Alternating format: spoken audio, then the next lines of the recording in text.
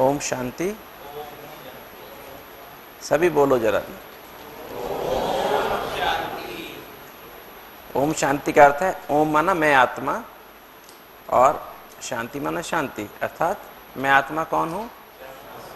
शांत स्वरूप या क्रोध स्वरूप हूं।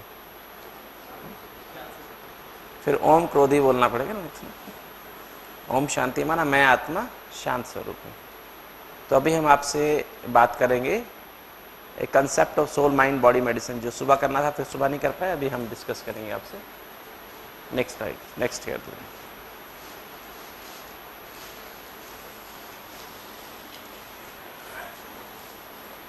जैसे कि आप सबको पता है, जैसे कोई अगर सीरियस पेशेंट हॉस्पिटल में आए और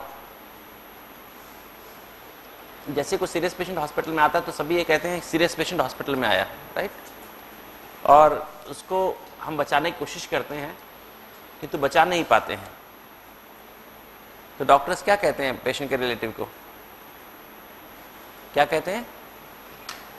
यस, क्या कहते हैं? I am sorry, he has gone, please take the body, ऐसे बोलते हैं ना। कभी ये नहीं कहते हैं कि please take your patient back. आया पेशेंट था किंतु अभी क्या लेके जा रहे हैं? चाहे वो इंडिया में हो चाहे अमेरिका में हो, कहीं भी हो, सब जगह यही टर्म यूज करनी पड़ती है ना। पेशेंट आया किंतु जा भी क्या रही है? बॉडी। जबकि वो पेशेंट का फेस वही, सब कुछ वही है, ब्रेन भी उसके अंदर है, हार्ट भी उसके अंदर है, कोई भी ऑर्गन निकल नहीं गया, सब ऑर्गन अंदर ही है, तो भी वो क्या बन गया? बॉडी बन गया। इसका अर्थ क्या हुआ? और हम कहते हैं ही हैज गॉन और she has gone, please take the body. Who has gone? कौन चला गया? मतलब लाइफ फोर्स चली गई ना। लाइफ फोर्स माना आत्मा, आत्मा चली गई। तो इसी डेड बॉडी से अगर किसी भी उसी हॉस्पिटल में अगर कोई सीरियस पेशेंट है जिसको किडनी की आवश्यकता है या हार्ट ट्रांसप्लांटेशन की आवश्यकता है, तो हम इसके टिश्यू से उसका टिश्यू मैच कर सकते हैं। इसको कहते हैं हिस्टोकम्पैटिबिलिटी टेस्ट, है ना। वो अगर हम टेस्ट कर लें और इस पेशेंट की इच्छा थी कि भले मेरे ऑर्गन्स डोनेट कर दें मरने से पहले, या इसके पेरेंट्स कहते हैं कोई बात नहीं आप ऑर्गन्स डोनेट कर दीजिए, तो हम देखेंगे कि हम उसके ऑर्गन, जब वो ऑर्गन जो यहाँ काम नहीं कर रहा, अगर हम किसी दूसरे एक लाइव पर्सन में लगा देते हैं तो वहाँ पर काम करना शुरू कर देते हैं। अर्थात इसमें आत्मा नहीं है, ड्राइवर नहीं है, इसलिए वो अंग काम नहीं करते, किंतु इसमें आत्मा है, ड्राइवर है, तो वो अंग काम करना शुरू कर देते हैं। Next slide. अब आत्मा कहाँ, जैसे हमने अब शरीर के बारे में हम पढ़ते हैं ना, मेडिकल कॉलेज में हम पढ़ते हैं anatomy of physical body, physiology of physical body, ऐसे पढ़ते हैं ना, पैथोलॉजी। ऐसे ही हमको, क्योंकि आत्मा एक इंपॉर्टेंट चीज़ है, तो आत्मा के बारे में भी हमको पढ़ना चाहिए, है ना। आत्मा के बारे में हमको पढ़ाना चाहिए रेगुलरली। जैसे एनाटॉमी ऑफ फिजिकल बॉडी पढ़ते हैं, ऐसे एनाटॉमी ऑफ सोल हमको पढ़नी चाहिए। तो आत्मा जो है वो कहाँ पर है? ये ब्रेन है ना, ये ब्रेन है, और ये हाइपोथैलेमस है, ये पिट्यूटरी ग्लैंड है, ये हमारा लोअर, ये सेरिबेलम है, ये जो मैंने बताया ना डायग्राम बनाया अभी यहाँ पर, मिड ब्रेन, पॉन्स और मेडुला, है ना, यहाँ से नर्व्स निकलती है, इसको लोअर ब्रेन कहते हैं, ये डायग्राम में बताया गया है। और यहाँ पर आत्मा का निवास स्थान है ना। सोल क्या है? बेसिकली सोल एक पॉइंट ऑफ एनर्जी है ना, एक बिंदु है अति सूक्ष्म, इन आंखों से ना दिखाई देने वाला, है ना। आत्मा को भी आंखों से देखने की कोशिश नहीं करनी, ये चीज़ आंखों से दिखाई नहीं देगी आपको। अगर आप अपने आप को यहाँ ऐसे करके कोशिश करें देखने की, बहुत टाइट करें अंदर, तो दिखाई नहीं देगी, क्योंकि जो चीज़ आंख से दिखाई नहीं देती है, काफ़ी चीज़ें दुनिया में आंख से दिखाई देती हैं क्या? बहुत सारी चीज़ें आंखों से, जैसे अल्ट्रासाउंड आंखों से नजर आती है क्या? तो भी वेव तो है ना। ऐसे बहुत सारी चीज़ें हैं। बिजली भी आंखों से दिखाई नहीं देती है, दिखाई देती है आंखों से बिजली। तार के अंदर बिजली जा रही है, हम दिखाई नहीं देती ना, किंतु क्या एविडेंस है कि बिजली जा रही है तार में से, करंट जा रही, क्या एविडेंस होता है बताइए? अगर पंखा चल रहा है, बल्ब जल रहा है, इसका अर्थ क्या है? लाइट आ रही है, लाइट जा रही है बिजली के तार में से, तो यही इसका एविडेंस है ना। अगर एक इंसान बोल रहा है, चल रहा है, फिर रहा है, तो इसका मतलब क्या है? आत्मा है। और आत्मा अगर शरीर से निकल गया आत्मा, तो क्या होगा? ना बोल सकते हैं, ना चल सकते हैं, ना कुछ सुन सकते हैं, कुछ भी नहीं कर सकते ना, कोई भी ऑर्गन फंक्शन नहीं करेगा, राइट। तो आत्मा का एविडेंस हम पा सकते हैं कि आत्मा शरीर के अंदर है, अनुभव कर सकते हैं, किंतु आत्मा को देख नहीं सकते हैं। हाँ, हम उसको एक्सपीरियंस की आंख से देख सकते हैं, अनुभव कर सकते हैं। अनुभव है ना, हम उसको एक स्मृति, एक हिसाब से उस तरह से देख सकते हैं जैसे फिजिकल और नॉन फिजिकल है ना। तो आत्मा नॉन फिजिकल है और आत्मा की तीनों शक्तियां भी नॉन फिजिकल है। ऐसे मन को भी देख नहीं सकते हैं, माइंड को भी देख नहीं सकते हैं, बुद्धि को भी देख नहीं सकते हैं, और संस्कारों को भी देख नहीं सकते। तो आत्मा की जो है, आत्मा कहाँ पर है? यहाँ पर लोकेटेड है। It is invisible to the physical eyes and it is situated at the centre of the forehead between the two eyebrows. और लगभग यहाँ से 2.5 इंच अंदर है। लगभग यहाँ से अगर आप जाएं, हम कहते हैं आत्मा यहाँ निवास स्थान है, जहाँ बिंदी लगाते हैं ना आप लोग, मंदिर में भी तिलक यहाँ देते हैं। यहाँ क्यों देते हैं? यहाँ क्यों नहीं देते हैं? यहाँ पर तिलक क्यों नहीं लगाते हैं? यहाँ क्यों नहीं लगाते हैं? क्योंकि ये मालिक यहाँ पर रहता है। आत्मा शरीर का मालिक है, आत्मा यहाँ रहती है, राइट। तो इसलिए मालिक को तिलक लगाया जाता है। तो ये जो आत्मा यहाँ से लगभग 2.5, यहाँ नहीं है, यहाँ से 2.5 इंच अंदर लगभग अंदर है, और यहाँ से ऊपर से लगभग 3 इंच नीचे है। तो वो जो जहाँ ये दोनों लाइन कटती हैं, आपस में मिलती हैं, वहाँ आत्मा है। और वो जगह कौन सी है? हाइपोथैलेमस और पिट्यूटरी के बीच, राइट। हाइपोथैलेमस क्या है? मैंने दिखाया डायग्राम में, 2 ब्रेन्स का यहाँ पर मॉड्यूलेटिंग सेंटर है। जो 2 ब्रेन्स हैं, राइट और लेफ्ट ब्रेन है, उसका मॉड्यूलेशन यहाँ पर होता है। दोनों की जो इंफॉर्मेशन है वह यहाँ मॉड्यूलेट होती है। और ये जो सेंटर है नीचे, पिट्यूटरी, ये सारी बॉडी के लिए हार्मोन्स निकालता है। तो ये ऐसी जगह है जहाँ पर दोनों ब्रेन्स पे भी कंट्रोल है, हार्मोन्स पे भी कंट्रोल है, एकदम इंटरसेक्शन पर है। मतलब जैसे आप, ड्राइवर कहाँ बैठता है कार में? ड्राइवर कार में कहाँ बैठता है बताइए? जहाँ पर स्टीयरिंग है, जहाँ पर ब्रेक्स हैं, क्लच है, एक्सेलरेटर है, लाइट के बटन हैं, वहीं बैठता है ना।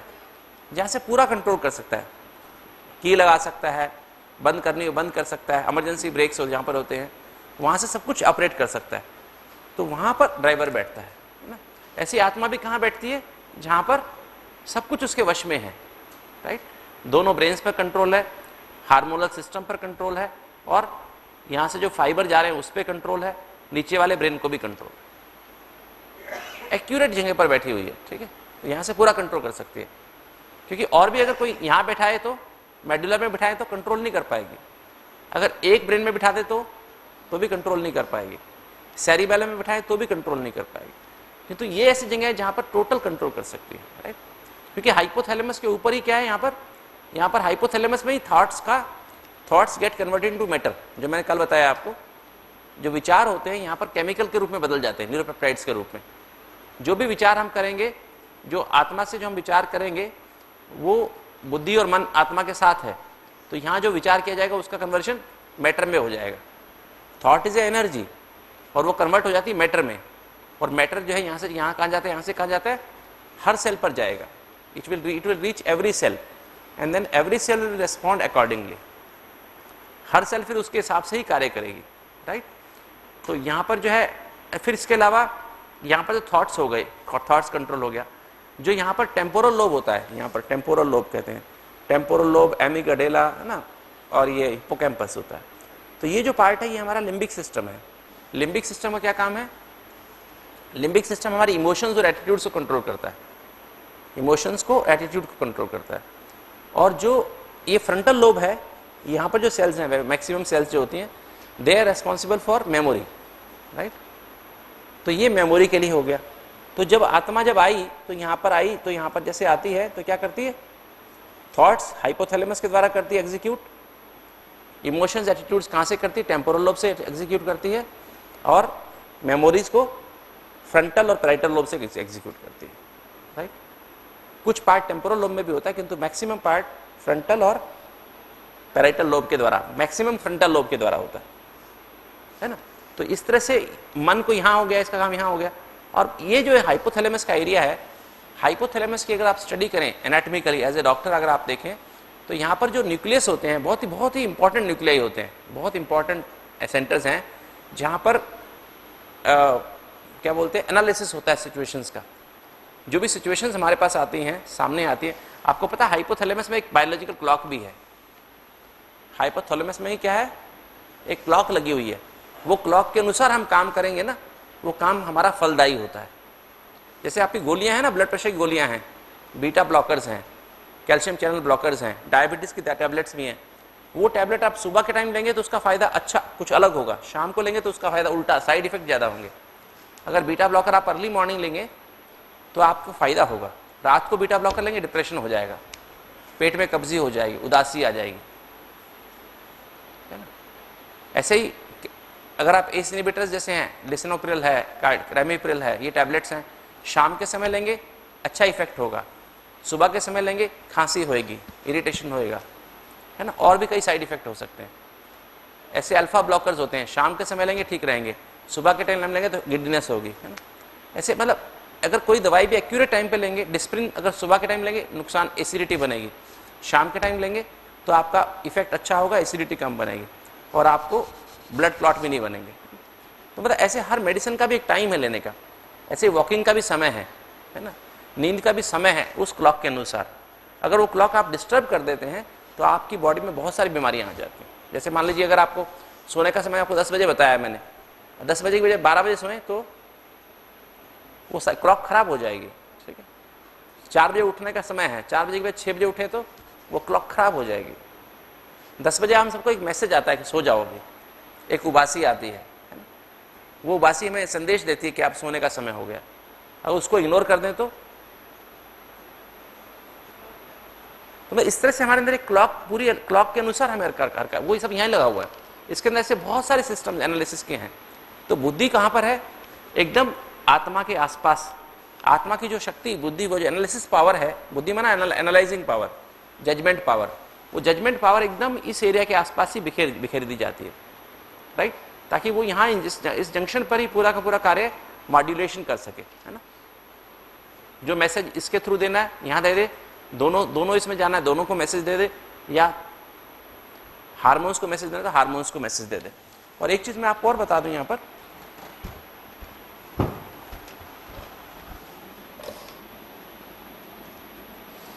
यहाँ से पेन का, यहाँ पेन थे ना, लाल वाला और हरे वाला पेन था ना,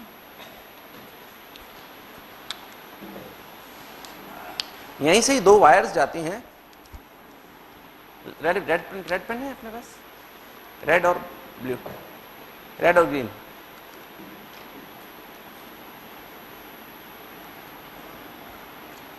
थैंक यू। यहीं से ही 2 वायर जा रहे हैं, इसी से एक्चुअली हाइपोथैलेमस से ही 2 वायर्स जाती हैं। एक को कहते हैं सिंपैथेटिक सिस्टम, पूरे के पूरे नीचे तक जाता है ना, और एक को कहते हैं ये ऊपर की तरफ भी जाता है, दोनों तरफ, और एक को कहते हैं पैरासिम्पैथेटिक सिस्टम। ये हाइपोथैलेमस से जाती है वायर। सिंपैथेटिक सिस्टम और पैरासिम्पैथेटिक सिस्टम। सिंपैथेटिक माना सॉर्ट ऑफ जब हमें स्ट्रेस होती है, टेंशन होती है, या हमें कुछ चैलेंज मिलता है, प्रेशर आता है, तो ये हमारा सिस्टम एक्टिव हो जाता है, वो यहीं से रेगुलेट होता है हाइपोथैलेमस से। और जब हमें रिलैक्सेशन होती है, हम पॉजिटिव थॉट करते हैं, तो ये हमारा पैरासिम्पैथेटिक सिस्टम एक्टिव हो जाता है। सिंपैथेटिक सिस्टम से हार्ट रेट बढ़ती है, बीपी बढ़ता है, आर्टरी स्पैज़म में चली जाती हैं, you are ready for fight and flight.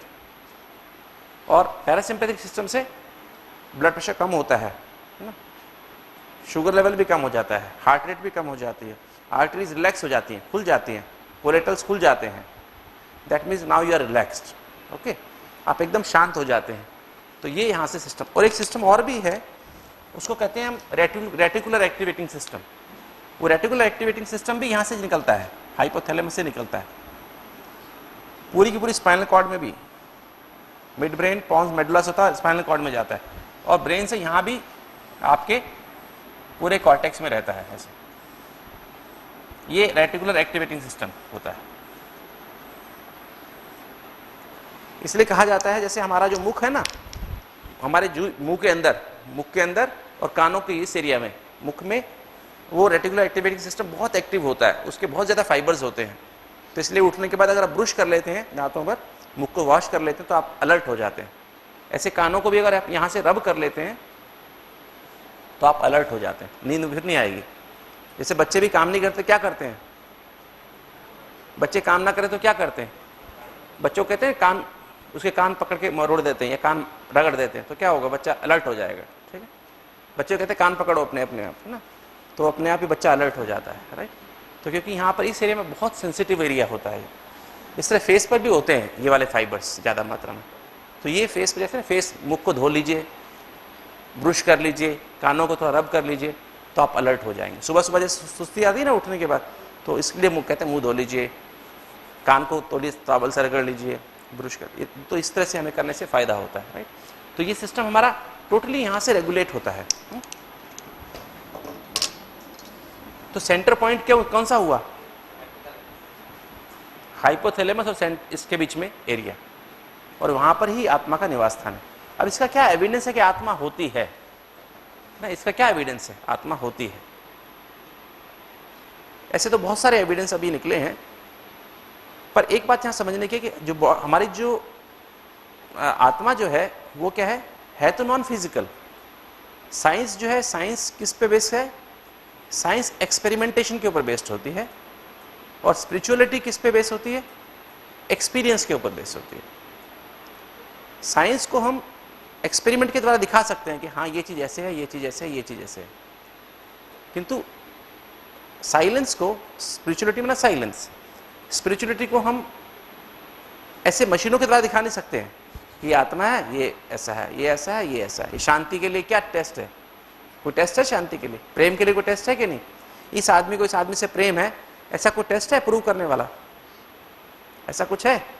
ऐसा कोई टेस्ट तो है नहीं कि दो आदमी की पहले टेस्टिंग करो, इनका आपस में प्रेम है कि नहीं है। कोई टेस्ट दुनिया में बना ही नहीं अभी तक, है ना।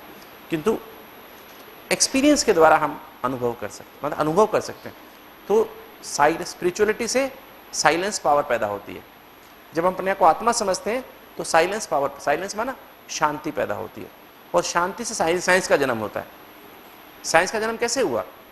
जब मन बहुत गहरी साइंस शांति में जाता है, साइलेंस में जाता है, तो हमें टचिंग्स होती हैं। टचिंग्स माना परमात्मा से टचिंग्स होती हैं, और फिर हमारे मन में ऐसे ऐसे ख्याल आते हैं कि ऐसे ऐसे ये काम ऐसे होना। काम तो सबके सब जो हो रहे थे पहले भी हो रहे थे। सेब रोज ही पेड़ से गिरता था नीचे, न्यूटन के सामने पेड़ गिरा, वो सेब गिरा, तो उसको मन में क्या आया, ये सेब नीचे क्यों गिरा, ऊपर की तरफ क्यों नहीं गया? तो क्या बन गया? न्यूटन का लॉ बन गया, है ना, राइट। ऐसे रोज ही जब वो पानी उबल रहा था तो ढकना ऊपर ऊपर ऐसे ऐसे हो रहा था, तो उसने कहा अरे तो स्टीम में इतनी पावर है, तो स्टीम इंजन बन गया, है ना। वो तो रोज ही ऐसे करता था, है ना। किंतु वो साइलेंस से जब आप किसी शांति से उस बात को ऑब्जर्व करते हैं, चिंतन करते हैं, तो साइंस का जन्म होता है, ठीक है। पर किंतु साइंस का प्रूफ होता है एक्सपेरिमेंट से, और साइलेंस का, स्पिरिचुअलिटी का प्रूफ एक्सपीरियंस से होता है। इसलिए हम कहते हैं कि एक्सपीरियंस है दोनों सच्ची, बल्कि स्पिरिचुअलिटी बहुत बड़ी पावर है, साइंस से भी बड़ी पावर है। तो ट्रूथ की तरफ दोनों ले जाती हैं, दोनों ही ट्रूथ की तरफ ले जाती हैं, ठीक है, किंतु तरीका अलग अलग है। अब हम देखें कुछ कुछ एक्सपेरिमेंट्स हुए हैं, अभी कुछ ऐसी मशीनें डेवलप हो रही हैं कि जो बहुत ही मतलब साइंस और स्पिरिचुअलिटी के बीच की मशीनें हैं। पहले तो खाली फिजिकल बॉडी के लिए थी। एक ईईजी का मैंने आपको बताया था कल ही। जब हम ईईजी करते हैं, जैसे हार्ट का ईसीजी करते हैं, तो हम ईईजी के द्वारा थोड़ा सा इनडायरेक्ट एविडेंस ले सकते हैं। अगर आपकी रिदम बीटा रिदम है तो इसका मतलब है कि आप बीच की स्थिति में हैं, विद आइज ओपन। आइज बंद किया तो ये हो गया, नींद में गए तो ऐसा हो गया, कम हो गई फ्रीक्वेंसी, कम फ्रीक्वेंसी हो गई, और डीप नींद में चले गए, बहुत गहरी नींद में, तो ये डेल्टा रिदम आ गई, ठीक है। और आत्मा ने शरीर छोड़ा तो जीरो रिदम आ गई। तो इतनी जो नीचे की तरफ जो रिदम जा रही है, they are peaceful waves, right. मैंने बताया था 8 पर शांति की फीलिंग होती है, 6 पर प्यार की फीलिंग होती है, 4 पर अतीन्द्रिय सुख की फीलिंग होती है, और 2 पर आनंद की अनुभूति होती है, और 1 पर सर्वशक्तिमान की फीलिंग होती है, right. I am master almighty, I can do everything, है ना, इस तरह की फीलिंग होती है। जो हमारी दादी जानकी जी हैं, चीफ ऑफ ब्रह्मा कुमारीज हैं इस समय, उनकी जो ब्रेन रिदम रहती है हर समय, जो she has been declared the most stable mind in the world. क्यों मोस्ट स्टेबल माइंड उनको बताया गया? क्योंकि उनकी जो फ्रीक्वेंसी हर समय, जिस समय भी उनको आप लेक्चर देते समय भी देख लीजिए, या उनकी अमेरिका में टेस्ट हुए, ऑस्ट्रेलिया में टेस्ट EEG किया गया, तो उनका जो बेसिक ब्रेन रिदम जो रहती है विद आइज ओपन 2 से 3 रहती है, मतलब ये रिदम उनकी हमेशा रहती है, और उनके ब्रेन में कोई ट्यूमर नहीं है, ठीक है, कोई बीमारी उनको नहीं है, मेंटल दिमाग की कोई ट्यूमर वगैरह कुछ नहीं है, तो उनकी हमेशा ही रिदम 2 to 3 रहती है, बातचीत करते समय भी 2 to 3 रहती है, तो वो उनका माइंड स्टेबल है। इसलिए वो क्या करती हैं एट द एज ऑफ 92 की एज में भी कैसे रहती हैं, 20-20 घंटे काम करती हैं, मुश्किल से 2 घंटे सोएंगी, और सोते भी मतलब बस बहुत कम, बहुत ही मतलब 2 घंटे भी, कई बार 2 घंटे भी नहीं सोएंगी, और हमेशा एनर्जी से भरी रहती हैं, भरपूर, जरा भी टायर्डनेस उनको नहीं होती, क्योंकि इतनी उनके अंदर एनर्जी है, लाइफ फोर्स एनर्जी इतनी ज़्यादा है उनके अंदर। और ये भी एक एविडेंस पाया गया EEG के ताले से, आप जल्दी चिंता गुस्सा करेंगे तो आपकी फ्रीक्वेंसी बढ़ जाएगी, और ज़्यादा गुस्सा करेंगे और विकार की तरह सोचेंगे तो आपकी फ्रीक्वेंसी और ज़्यादा बढ़ जाएगी, और फ्रीक्वेंसी ज़्यादा बढ़ेगी तो मैड हो जाएंगे, ठीक है, राइट। तो इस तरह से आपकी फ्रीक्वेंसी बढ़ती जाती है और आप उतनी ही कमज़ोर महसूस करते हैं। इधर आप जितना जितना जाएंगे, यहाँ पर आपको ब्लिस, इस तरफ आनंद है, इस तरफ मज़ा है, थ्रिल है, जितनी फ्रीक्वेंसी ज़्यादा होगी थ्रिल ज़्यादा फील होती है, मज़ा आता है। जैसे टीवी देखते हैं, रेस देखते हैं, है ना, थ्रिल आती है।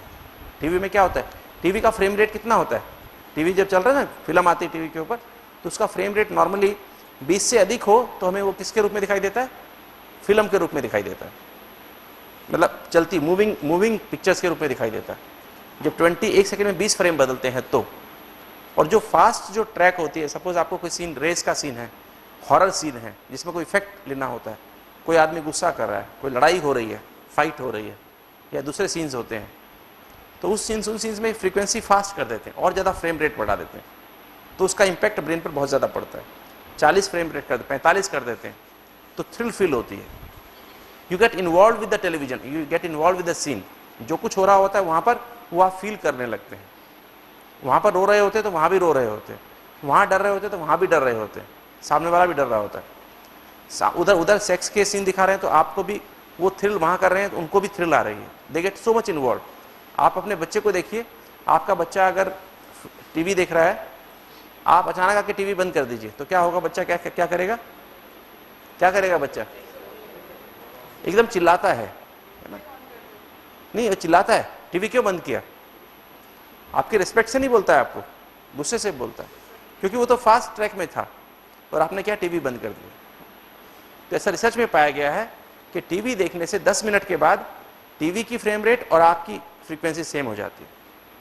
अगर टीवी की फ्रेम 40 है तो आपकी भी 40 हो जाती है, अर्थात बिना चिंता किए, बिना गुस्सा किए, बिना किसी विकार में जाए आपको वो फीलिंग्स हो रही हैं और आपके ब्रेन पे वही असर पड़ता है, आपकी एनर्जी कम हो जाती है। इसलिए आप देखेंगे टीवी देखने के बाद आप थक जाते हैं, टायर्ड हो जाते हैं। ये रिसर्च 96 में हुई थी, 96-97 में हुई थी, कौन सी कंट्री में की थी, शायद जर्मनी में की थी, कौन सी कंट्री में की थी। तो ये जब रिसर्च पब्लिश की गई तो उसके बाद काफ़ी सिटीज़ में बहुत शोर मचा था, आपने अखबार में भी देखा होगा, नो टीवी सिटीज़ बनी थी, उस समय क्या कर रहे थे, जब ये रिसर्च हुई तो काफ़ी सिटीज़ में क्या किया गया, लोगों ने अपने टीवी को ला के, जो मेन वो होता है ना, क्या बोलते हैं उसको, मेन चौक होता है, वहाँ ला के टीवी सब डालते थे अपने टीवी। और ये मतलब लोगों को जब पता लगा कि हमारे ब्रेन पे क्या असर पड़ता है टीवी का, तो फिर टीवी वालों ने क्या किया, टीवी तो बहुत बड़ी इंडस्ट्री है, तो टीवी वालों ने फिर एक रिसर्च कराई दूसरी, उसने कहा नहीं ऐसा कुछ नहीं होता है, फिर लोगों ने वापस टीवी अपने घरों में लाने शुरू कर दी। तो टीवी एक बहुत ही हार्मफुल मीडिया है जिसके द्वारा हम अपने आप को नुकसान करते हैं, है ना। एक तरफ तो हम शांति की बात कर रहे हैं और एक तरफ टीवी देख रहे हैं, तो क्या होगा, दोनों कॉन्ट्राडिक्टरी हैं, ना, दोनों के दोनों क्या है, अपोजिट हो गए, है ना। एक तरफ आप शांति से मेडिटेशन के द्वारा अपने आप को लोअर फ्रीक्वेंसी में लेके जा रहे हैं, दूसरी तरफ टीवी देख रहे हैं, तो क्या होगा, इफेक्ट आएगा ही नहीं, ठीक है। तो ये जो है हमारी, तो ये तो एक तरीका है दूसरा कि मेडिटेशन का इफेक्ट नापने के लिए। जैसे ही अपने को आप आत्मा समझ के परमात्मा से बताया था कल आपको, अगर ये फाइबर्स काट दिए जाएं बीच में से, अर्थात अपने को देह भूल करके अपने को आत्मा समझ के परमात्मा को याद करें, ये शिव बाबा जैसे इसको है, ये सुप्रीम सोल है, ये ओशियन है 7 गुणों का, 7 जो एनर्जी है उनका ओशियन है, आत्मा के 7 गुणों का स्वरूप है। तो अगर अपने को आत्मा समझ के इसकी तरफ कनेक्शन जोड़ें तो क्या होगा,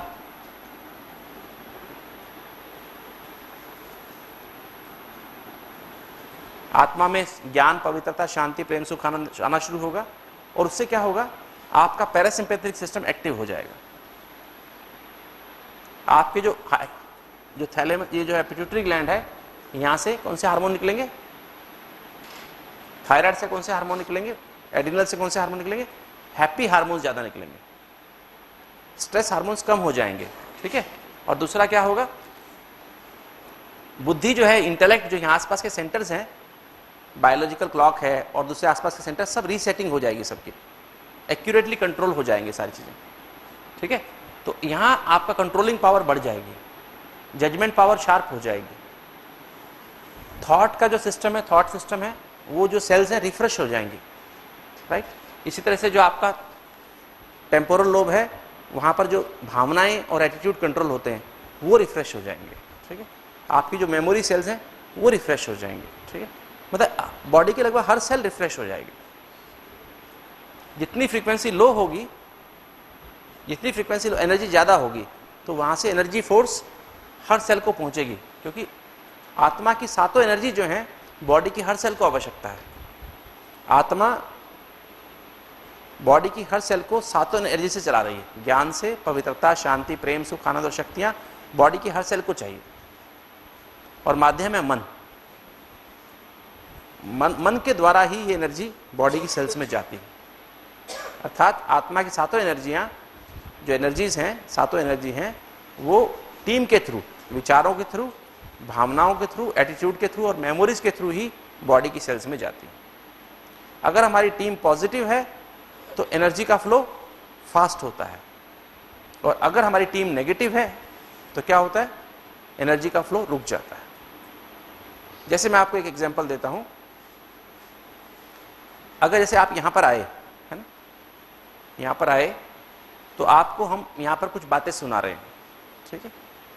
और ये ज्ञान हम आपको बता रहे हैं जो कि परमात्मा ने स्वयं दिया है ना। हम जैसे मैं सुबह में बात कर रहा था, अगर आपके मन में मेमोरीज, आपकी जो मेमोरीज हैं वो नेगेटिव हैं, मान लो आप कहीं और गए थे, पहले कहीं गए हैं, किसी साधु महात्मा के पास गए हैं, उसने कुछ बातें आपको सुनाई हैं, कुछ बातें सच्ची हैं, कुछ बातें झूठी थी, उनकी बातें ठीक नहीं थी, तो आपका एटीट्यूड, उस आप सस्पिशियस एटीट्यूड से यहाँ आए हैं, तो आपकी मेमोरीज नेगेटिव है, एटीट्यूड नेगेटिव है। यहाँ आने के बाद तो क्या होगा, यहाँ जो सुनेंगे वो ज्ञान, सुना तो सही, यहाँ से सुना, कानों से सुना, किसने सुना, आत्मा ने सुना, आत्मा से यहाँ पहुंचा, अब उसको कहाँ जाना है, उस ज्ञान को रिकॉर्ड होना चाहिए फ्रंटल लोब में, तभी तो वो आपकी लाइफ में स्टे करेगा, नहीं तो आप भूल जाएंगे, थोड़ी देर में आप भूल जाएंगे। मैं भी आपको हम बताएंगे आप कौन है, फिर सोचेंगे थोड़ी देर में मैं तो कौन हूँ, है ना, फिर कंफ्यूज हो जाएंगे, है ना। आप फिर हमने आत्मा और भी बातें आपको पढ़ाई गई, वो बातें आपके अंदर बैठेंगी ही नहीं, क्योंकि आपका जो मेमोरीज है वो नेगेटिव है। वो जो एनर्जी यहाँ से आपको पहुंची ज्ञान की, वो मेमोरी क्या करेगी, यहाँ पर ये मिस्टर मानवानी लगता है सो रहे हैं, अलर्ट है। तो ये जो मेमोरी यहाँ से यहाँ कैसे जाएगी, ब्रेन की सेल्स में कैसे जाएगी मेमोरीज, ये जो यहाँ से जो ज्ञान आपको सुना वो ब्रेन में रिकॉर्ड कैसे होगा, थ्रू मेमोरीज। अगर मेमोरी नेगेटिव है तो वो एनर्जी वहीं ब्लॉक हो जाएगी, ब्रेन की सेल्स तक नहीं पहुँचेगी। एटीट्यूड नेगेटिव है तो आपकी ब्रेन की सेल्स तक नहीं पहुँचेगा। इमोशंस, भावनाएं नेगेटिव हैं तो यहीं रुक, अगर थॉट्स नेगेटिव है तो यहीं। जैसे आत्मा लंग्स को शांति से नरिश करती है, जितनी अधिक शांति आपके यहाँ पर होती है उतना ही शांति फेफड़ों में ज़्यादा पहुँचती है, और उतना ही ज़्यादा आपका ब्रीदिंग डीप एंड स्लो होती है, रिदमिक होती है, नेचुरल होती है। राइट। अगर आपके मन में शांति के प्रति नेगेटिव विचार है, नेगेटिव, आज कहते हैं दुनिया में एक आप सोचें एक विचार मन में हो, अरे आज तो दुनिया में कहाँ शांति हो सकती है, पॉसिबल ही नहीं है, हर आदमी लड़ रहा है, हर आदमी झगड़ रहा है, हर आदमी टेंशन में है, शांति पॉसिबल ही नहीं है। आप ये विचार लेके यहाँ बैठ गए और मैं आपसे शांति की बात कर रहा हूँ, तो क्या होगा, मेमोरीज में ही वो आपकी जो एनर्जी जो यहाँ से जो पहुँच रही है कानों के द्वारा, वो यहीं ब्लॉक हो जाएगी और आपके लंग्स में नहीं पहुंचेगी, तो आपके सांस में कोई परिवर्तन नहीं होगा। आपके एटीट्यूड नेगेटिव है शांति के प्रति तो वो एनर्जी पहुंचेगी नहीं। अगर इमोशन नेगेटिव है, थॉट्स नेगेटिव है, तो एनर्जी आपके लंग्स में कोई परिवर्तन नहीं होगा, वही सांस फूलेगा चलने फिरने पर। अगर शांति अंदर पहुंच गई तो चलते फिरते सांस आपका बहुत फ्रेश हो जाएगा, बहुत फ्री हो जाएगा, राइट। ऐसी आत्मा जो है प्रेम से हार्ट को नरिश कर रही है।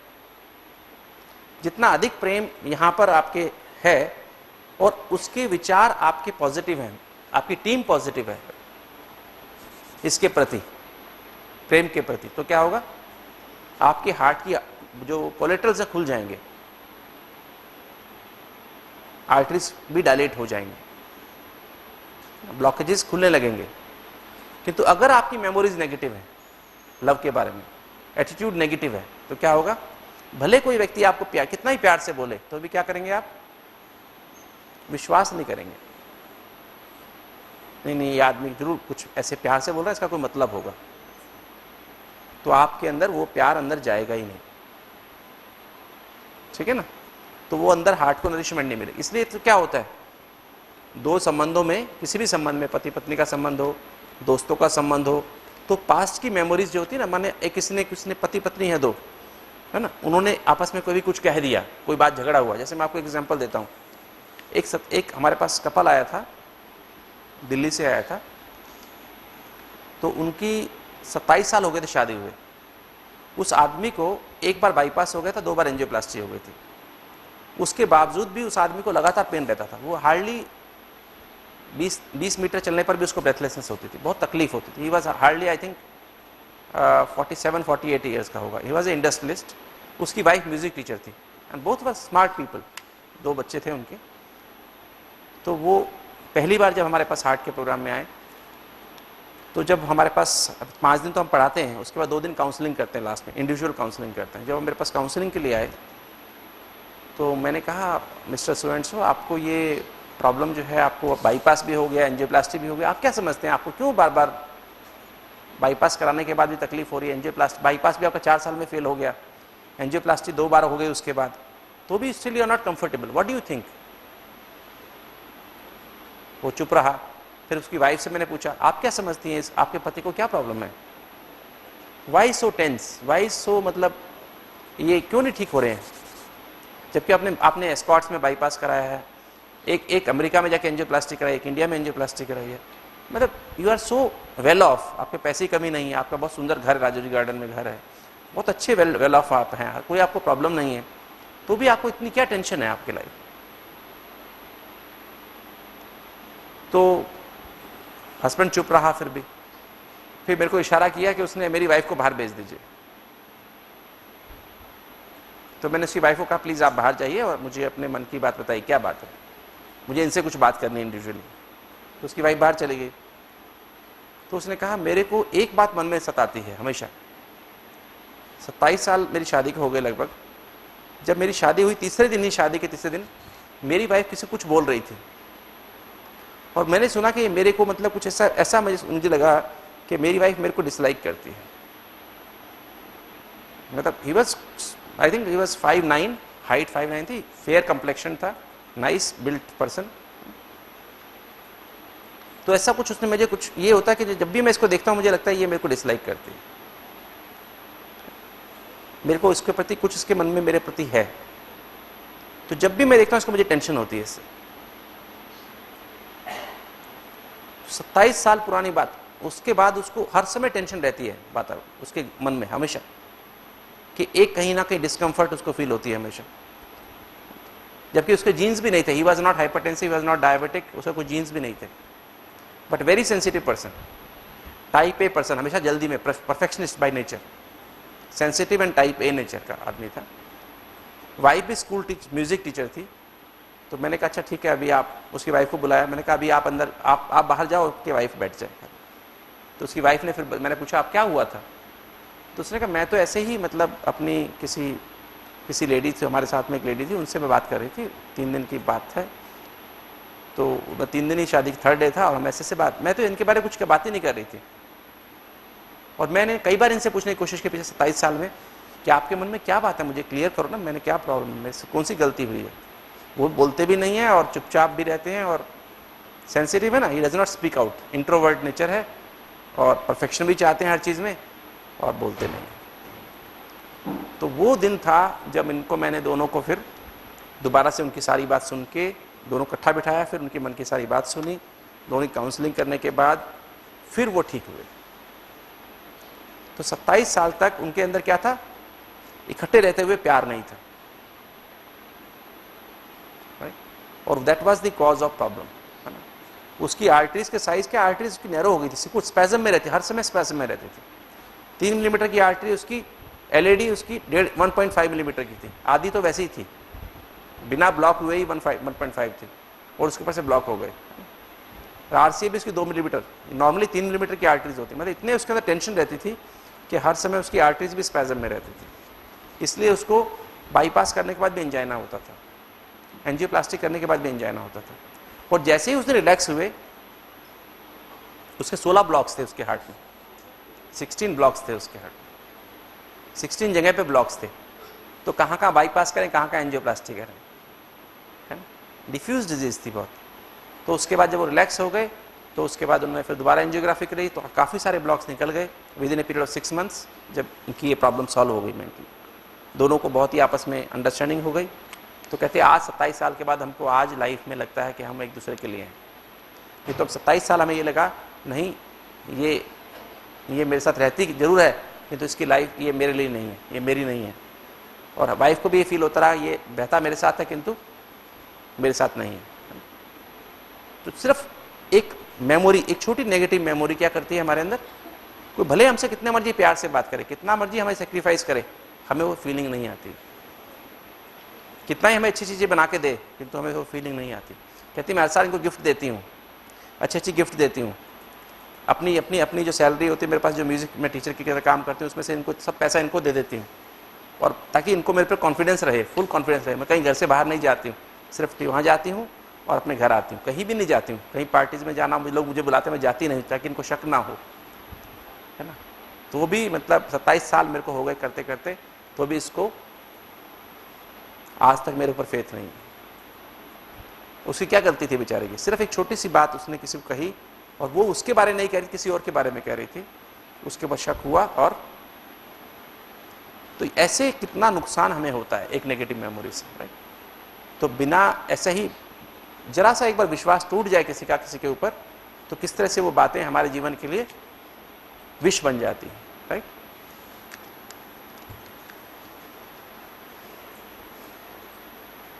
तो आत्मा के लिए एविडेंस बताने की आवश्यकता है क्या, पक्का है या बताऊं एविडेंस? किसी को शक है तो मैं एविडेंस भी बता दूं। चलो बता देता हूं, एक एविडेंस तो बताया ताकि आप सबको याद रहे। एक बार हमने 1986-87 में जब दिल्ली में हम थे, तो हमने एक स्टडी की थी। जो एपिलेप्सी के पेशेंट्स होते हैं ना, इंट्रैक्टेबल एपिलेप्सी के पेशेंट्स होते हैं, तो एक पीएचडी के स्टूडेंट था, एक मैं था, और एक हमारे साथ फिजियोलॉजी डिपार्टमेंट, मेडिसिन डिपार्टमेंट इकट्ठे कंबाइन किया, क्योंकि हमने बेस हॉस्पिटल जो आर्मी का उसके साथ मिलकर हमने स्टडी की थी। कुछ पेशेंट्स एपिलेप्सी कैसे होते हैं, एपिलेप्सी में ना जिनको मिर्गी के दौरे पड़ते हैं, वो ऐसे पेशेंट्स होते हैं इनको कितनी मर्जी दवाई दो तो भी उनके दौरे कंट्रोल नहीं होते, फुल मेडिसिन देने के बाद भी। तो तब हमने ऐसे ही एक दिन ख्याल आया, हमारी जो मैडम थी, जो हमारी जो टीचर थी, गाइड थी जो मेरी, तो उनको एक ख्याल आया कि क्यों ना हम ऐसा करें कि ऐसे पेशेंट्स को हम मेडिटेशन सिखाएं। ईईजी करते थे तो ईईजी की उनकी फ्रीक्वेंसी यूजुअली हाई होती थी, स्पाइक एंड वेव्स होते थे, और बहुत हाई फ्रीक्वेंसी की ईईजी उनकी निकलती थी ऐसे पेशेंट्स की। तो हमें ये भी पता था कि मेडिटेशन करने से फ्रीक्वेंसी कम हो जाती है, ये बात का हमें पता था, क्योंकि हमने कुछ मेडिटेशन के पेशेंट्स पहले एक्सपेरिमेंट हमने किए थे कुछ पेशेंट्स के ऊपर, कुछ लोगों के ऊपर मेडिटेशन के। तो फिर हमने कहा अगर हम ऐसे पेशेंट्स को मेडिटेशन सिखाएं तो उनकी जो फास्ट फ्रीक्वेंसी है वो लो में बदल सकती है। अगर लो में हो जाएगी तो क्या होगा, उनको शायद हो सकता है उनके दौरे कंट्रोल हो जाए।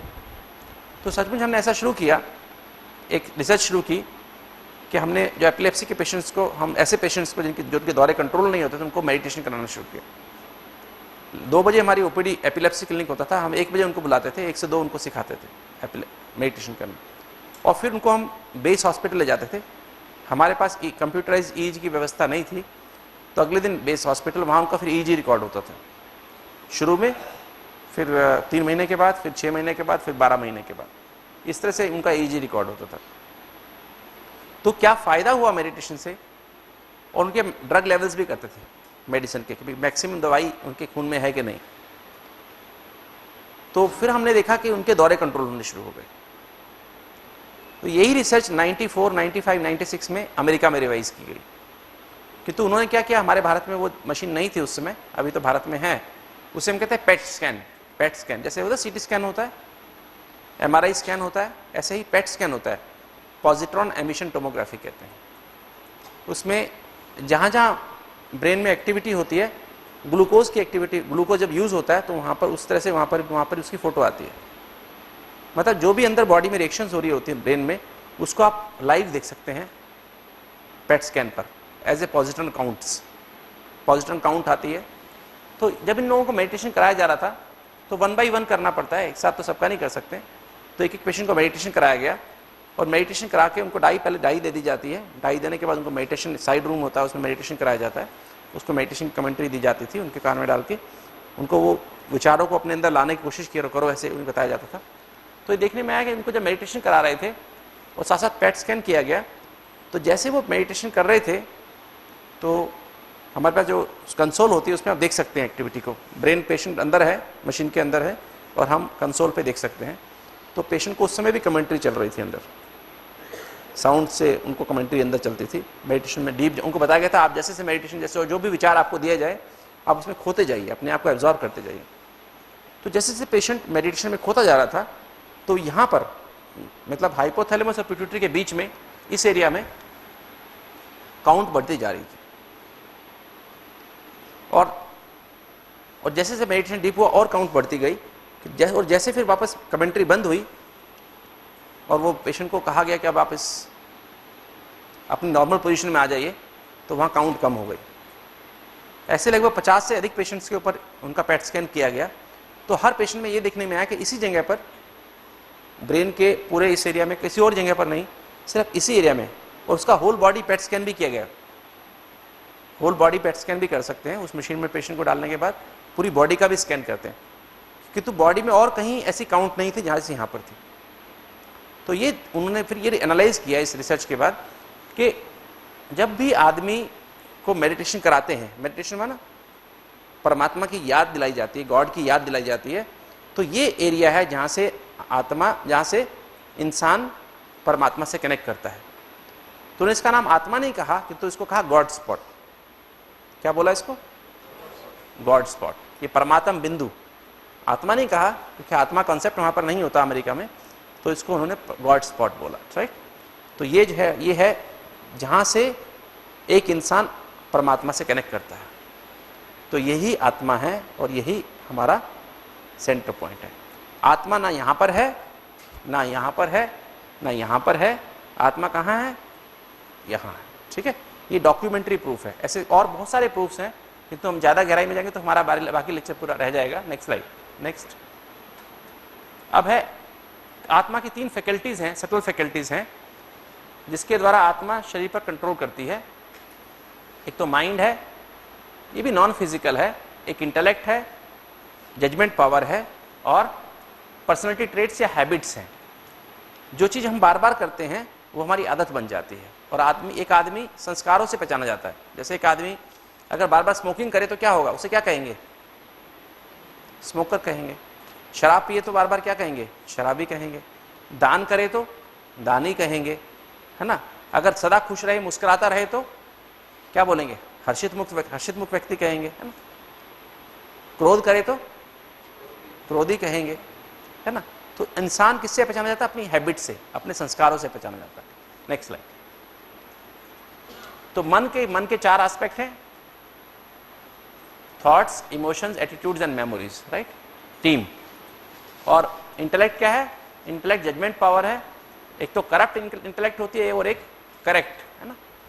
अगर हम राइट डिसीजन लेती है आत्मा, बुद्धि, तो उसको हम कहते हैं करेक्ट इंटेलेक्ट या दिव्य बुद्धि, अच्छी बुद्धि। और अगर गलत डिसीजन लेती है बार बार तो क्या कहते हैं? करप्ट बुद्धि, भ्रष्ट बुद्धि, राइट। दिव्य बुद्धि किसे कहते हैं? जो राइट डिसीजन ले और रॉन्ग, बार बार रॉन्ग डिसीजन ले, नेगेटिव डिसीजन ले तो क्या कहते हैं उसे? भ्रष्ट, करप्ट, राइट। और संस्कार तो मैंने बताया आपको क्या होते हैं? Memories formed by repeated thought, speech and actions. ये जो संस्कार क्या चीज है? स्मृतियां, जो स्मृतियां हम जो चीज बार बार करते हैं वो स्मृतियां बन जाती हैं, मेमोरीज बन जाती हैं, और उसको ही संस्कार कहते हैं। A person is identified by his habits. Next slide. Next, अब फिजियोलॉजी ऑफ सोल क्या है? एनाटॉमी तो हमने समझी, अब आत्मा की आत्मा कैसे काम करती है, आत्मा शरीर के अंदर यहां से कैसे कंट्रोल करती है बॉडी को। आत्मा है तो सब कुछ है, और आत्मा नहीं है तो कुछ भी नहीं है। जैसे मैंने आपको बताया ना, कल कविता बताई थी, क्या बताया था? Twinkle twinkle little star how I wonder what you are. वो कवि कह रहा है कि, कवि कहता है कि एक छोटा स्टार मैं हूं, एक छोटा स्टार यहां पर है, वो है तो सब कुछ है, वो नहीं है तो कुछ भी नहीं है। तो एक स्टार कैसे, एक छोटा सा स्टार जो आंखों से नजर भी नहीं आता है, वो सारी बॉडी को कंट्रोल कैसे कर लेता है? तो आत्मा जो है, आत्मा से एक छोटा बिंदु जरूर है, किंतु उससे 7 एनर्जी निकलती रहती है हमेशा। जैसे सूरज से कौन सी एनर्जी निकलती है? सूरज से 2 एनर्जी निकलती हैं। कौन सी? Heat and light, right. Heat and light 2 energy निकलती हैं। ऐसे आत्मा से 7 एनर्जी निकलती है, और जब आत्मा 7 एनर्जी से भरपूर है तो उसको सतो प्रधान कहते हैं। सतो शब्द कहां से आया है? 7 से आया है। प्रधान माना फुल, फुल इन 7 को सतो प्रधान कहेंगे। और जब कम हो गया थोड़ा सा, रजो माना शाम, मतलब 50% कम हो गई एनर्जी, तो उसको कहते हैं रजो। और तमो माना डार्कनेस, मतलब 7 एनर्जी जब बहुत कम हो जाती हैं तो उससे कहते हैं तमो प्रधान, राइट। तो 7 एनर्जी कौन कौन सी है? पहली एनर्जी ज्ञान है, फिर पवित्रता है, फिर शांति है, फिर प्रेम है, फिर सुख है, फिर आनंद है, फिर शक्तियां। तो ये एनर्जी इस सीक्वेंस में है, सीक्वेंस भी ये होनी चाहिए, राइट। अगर इंग्लिश में हमको याद करना तो कैसे याद करेंगे? KP² लो हाई ब्लड प्रेशर, राइट। कर सकते हैं ना, KP² लो हाई ब्लड प्रेशर। तो K माना नॉलेज, नॉलेज माना ABCD, राइट। ज्ञान माना, अगर ज्ञान तो वैसे बहुत बड़ा है, किंतु ज्ञान को ब्रीफली हम कैसे याद कर सकते हैं? ABCD के नाम से। A फॉर आत्मा, B फॉर, बोलो अभी बोलो, A फॉर आत्मा, B for Baba means God, father, right. C for connection, संबंध, मेरा उससे क्या संबंध है। And D for drama, drama माना संसार रूपी ड्रामा में हम सब आत्माएं एक्टर्स हैं, और हम आत्माएं एक्यूरेट पार्ट प्ले कर रही हैं। हर आत्मा का पार्ट है, रावण का पार्ट भी है, तो हनुमान का पार्ट भी है, तो सीता का पार्ट भी है, तो आलसी लोगों का पार्ट भी, कुंभकर्ण का पार्ट भी है, अहंकारी लोगों का पार्ट भी, मेघनाथ का भी पार्ट है, ठीक है ना। और राम लक्ष्मण सीता का पार्ट, हनुमान का भी, अंगद का भी पार्ट है। तो सब तरह के व्यक्ति हैं, किंतु उसमें कोई कहे कि ये व्यक्ति चला जाए तो मेरे को शांति हो जाएगी, ऐसा होगा क्या? कई लोग आपस में झगड़ा करते हैं ना, कि आपस में पड़ोसी होते हैं, तो ये व्यक्ति चला जाए यहां से तो मेरे को शांति हो जाएगी। नहीं, उसका इंपॉर्टेंट पार्ट है आपके साथ। आपने पहले इसको तंग किया हुआ, इसलिए वो आपको तंग जरूर करेगा, है ना। किसी ने आपने किसी से पैसे लिए हुए हैं तो आपको उसको पैसे देने ही पड़ेंगे। अगर आपका बच्चा है, आपका बच्चा आपके पास क्यों है? आप उसको बहुत प्यार से पैसे देते हो, वो आपका बच्चा आपका बच्चा क्यों बना? क्योंकि उससे आपका अकाउंट है, अकाउंट क्लियर होने वाला है। आपकी वाइफ क्यों बनी? अविनाश जी, आपकी इनसे शादी हुई ना, इनसे शादी क्यों हुई, किसी और से क्यों नहीं हुई? क्यों हुआ ऐसे? मनमानी जी, आपकी शादी इनके साथ ही क्यों हुई, दूसरे के साथ क्यों नहीं हुई, किसी और के साथ क्यों नहीं? है जी। हाँ, एक्चुअली क्या होता है, ये अकाउंट होता है ना, हिसाब किताब होता है लास्ट बर्थ का। जैसे हम शादी, जैसे किसी की शादी 200 किलोमीटर भी होती है, 500 किलोमीटर दूर भी होती है, क्या आसपास कोई और लड़कियां नहीं है क्या? 100 किलोमीटर 10 किलोमीटर में कोई लड़की नहीं जिससे आप शादी कर सकें? नहीं, उसमें क्या होता है, उसी आत्मा का हिसाब किताब जिससे होता है, भले वो इतना फेयर भी ना हो, इतना सुंदर भी ना हो, बल्कि एक सुंदर लड़की आप देखें उसको कहीं नहीं, इससे मैं शादी नहीं करूंगा, कि तो वो लड़की जिससे आपकी शादी होने वाली, जिससे आपका अकाउंट है, तो एक दूसरे को देखते ही लगता है हाँ भाई ये इससे मेरा अकाउंट बाकी है ना, ये ठीक है मेरे लिए, ठीक है। लड़की भी कहेगी हाँ ये ठीक है मेरे लिए, वहाँ हाँ हो जाती है। अगर ना भी हाँ करे तो माता पिता प्रेशर डाल के हाँ कर देते हैं, ठीक है, और शादी वहाँ हो जाती है, ठीक है। ऐसे ही बच्चा आपके यहाँ बच्चा क्यों आया, सपोज इस जन्म में आपका किसी से आपने 10 लाख रुपए, पिछले जन्म में 10 लाख उधार लिया किसी से, अपने दोस्त से उधार लिया और वापस नहीं कर पाए, मर गए, तो क्या होगा, वो बच्चा 20 साल और जिंदा रहता है। वो जो आदमी था जिससे उधार लिया उससे 20 साल 25 साल और जिंदा रहता है। अब आपकी शादी हो गई है ना, तो आपके बाद क्या होता है, वो बच्चा, वो आदमी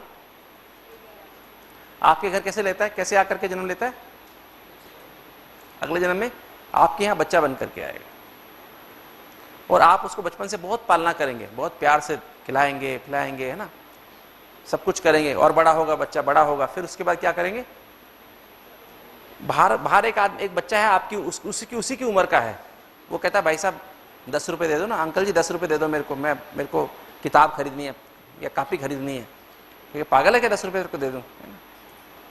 और आपके घर में, अपने घर में आएंगे, आपका बच्चा कहेगा पापा मेरे को ना पिकनिक पे जाना है, मुझे आप 2000 रुपये दे दो, टीचर ने 2000 रुपये मंगाए, तो कहेंगे नहीं बेटा तुम 3000 रुपये ले लो, 1000 रुपये एक्स्ट्रा रखो ताकि कोई भी कहीं आवश्यकता पड़े तो, है ना। तो उसको क्यों दे रहे प्यार से, उसको क्यों नहीं दे रहे, वो भी बच्चा है ये भी बच्चा है ना, क्योंकि इसको अकाउंट पूरा क्लियर करना है, इसको देना है आपको, आपने लिया हुआ अकाउंट ना पहले, फिर बच्चा बड़ा होगा, पढ़ाएंगे लिखाएंगे और बड़ा हो जाएगा और बड़ा हो जाएगा, उसको इंजीनियरिंग पढ़ाएंगे, पढ़ लिख के बड़ा हो जाएगा, फिर उसके बाद जब उसका अकाउंट लगभग, फिर शादी कर देंगे, शादी करने तक उसके 10 लाख तो खर्च हो गए, है ना, आपके 10 लाख का अकाउंट तो लगभग क्लियर होने का आ गया। अभी क्या होगा, बच्चा, उसकी वाइफ बोलेगी तुम्हारे माँ बाप ना बड़े अड़ियल से दिमाग के हैं, बड़े शक्की किस्म के हैं और बेकार से हैं, मुझे भी काम नहीं, तुम्हारी माँ मुझे सारा दिन तंग करती है, कुछ ना कुछ बोलती रहती है ना, तुम्हारे पिताजी आते हैं वो भी तुम्हारे माँ की तरफ ही बोलते हैं, है ना, तो तुम यहाँ से अपनी ट्रांसफ़र कराओ, ठीक है, मैं इनके साथ नहीं रह सकती अभी। तो फिर ट्रांसफ़र करा लेता है लड़का, है ना, माता पिता को बोल के कि मम्मी पापा मेरी ट्रांसफ़र हो गई है, और वहाँ दूसरे घर में चले जाते हैं, और वहाँ से क्या करते हैं वो, शुरू में अभी थोड़ा 50-100 रुपये बाकी होता तो फ़ोन कर लेते हैं, ठीक है, फिर वो 50 रुपये का अमाउंट पूरा होता तो फिर क्या बोलती वाइफ, जब वो बच्चा अपनी माँ को फ़ोन करता तो माँ वाइफ क्या बोलती है कि कहाँ से पैसे आएंगे, इतने पैसे क्यों खर्च करते हो, तो फ़ोन करने को भी मना कर देती है ना। उसकी माँ को भले फ़ोन करो, ठीक है, या उसके घर में जितने मर्जी फ़ोन करे, कोई हर्जा नहीं है, किंतु लड़के को अपनी माँ को फ़ोन नहीं कर, बाप को फ़ोन नहीं करने देगी, अकाउंट पूरा हो गया ना, वो नया अकाउंट उधर चालू हो जाता है ना। तो ये सब बहुत बहुत गहरा सिस्टम है ना। ये जो भी पार्ट प्ले कर रहे हैं, कोई ने धोखा दिया, कोई ने आपसे पैसा लेके वापस नहीं किया, ये सब बहुत गहरा अकाउंट, ये कर्मों की बहुत गहरी फिलॉसफी है, जो आपको सुबह भी बताया होगा, कर्मा फिलॉसफी बहुत गहरी है ना। कोई भी संबंध, कोई भी फ्रेंड आपका बनता है, कुछ भी होता है, वो सब बहुत गहरी फिलॉसफी है, राइट। तो आत्मा की साथ, आत्मा सातों एनर्जी, तो एबीसीडी जितना आपके अंदर क्लियर होगा उतना ही मन पवित्र होगा। मतलब एबीसीडी जितना, मैं भी एक आत्मा हूँ, ये भी एक आत्मा, ये भी एक आत्मा, ये भी एक आत्मा, है ना, और हम एक ही पिता की संतान हैं, और वही हमारा माता भी है, पिता भी है, बंधु भी, सखा भी है, साजन भी है, सजन भी है, वही हमारा सब कुछ है। असल में हमारा वही सब कुछ है ना। और इस सृष्टि ड्रामा में हर आत्मा का अपना अपना पार्ट, सब एक्यूरेट पार्ट प्ले कर रहे हैं। तो हमारा क्या होता है, हमारा मन पवित्र हो जाता है।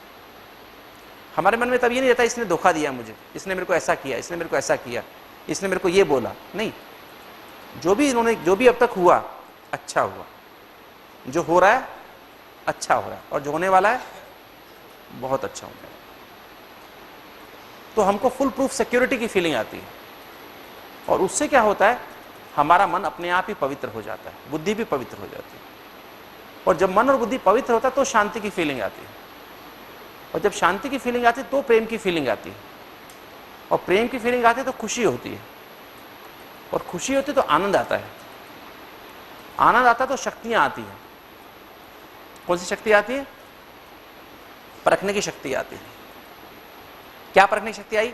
अगर आपको कुछ चीज अच्छी लगती है, जिससे आनंद आ गया एक बार, तो आप उसके लिए कुछ भी करेंगे कि ये चीज ठीक है, परख लेंगे, तुरंत परख लेंगे ठीक है, अनुभव हो गई है ये बात, ठीक है ये बात। जिस चीज से दुख हुआ परख लेंगे ये बात गलत है, राइट रॉन्ग का पता लग जाता है ना तुरंत। जिससे आनंद की फीलिंग आ गई ना, सपोज आपको यहाँ आप यहाँ आए और आपको यहाँ आनंद आया, शांति की फीलिंग हुई, तो क्या होगा फिर? भले आपको कोई गलत भी कहे कि नहीं नहीं ब्रह्मा कुमारीज में ये होता है, ब्रह्मा नहीं नहीं, मैं हम खुद देख के आए हैं, हमने खुद वहाँ अनुभूति की है, तो फिर आपको कोई भटका नहीं सकता है, राइट। किंतु अगर आपको आनंद नहीं आया, मन भटकता रहा यहाँ के, तो आपको कोई कुछ कहेगा तो आप भी शक में आ जाएंगे, ठीक है ना। ऐसे ही कोई कहे आम तो खट्टा कड़वा होता है ना, और आपने अनुभव किया है वो मीठा होता है, तो आप उसकी बात मानेंगे? कड़वा, जिसने कड़वा कहा, क्या नहीं मानेंगे ना। तो ये है परखने की शक्ति, निर्णय करने की शक्ति, बड़ी से बड़ी बात को छोटा करने की शक्ति। आपको जहां आनंद आ गया, जहां अनुभव हो गया, वो उसके लिए क्या करेंगे? बड़ी से बड़ी बात को छोटा करके भी आप पहुंच जाएंगे, है ना।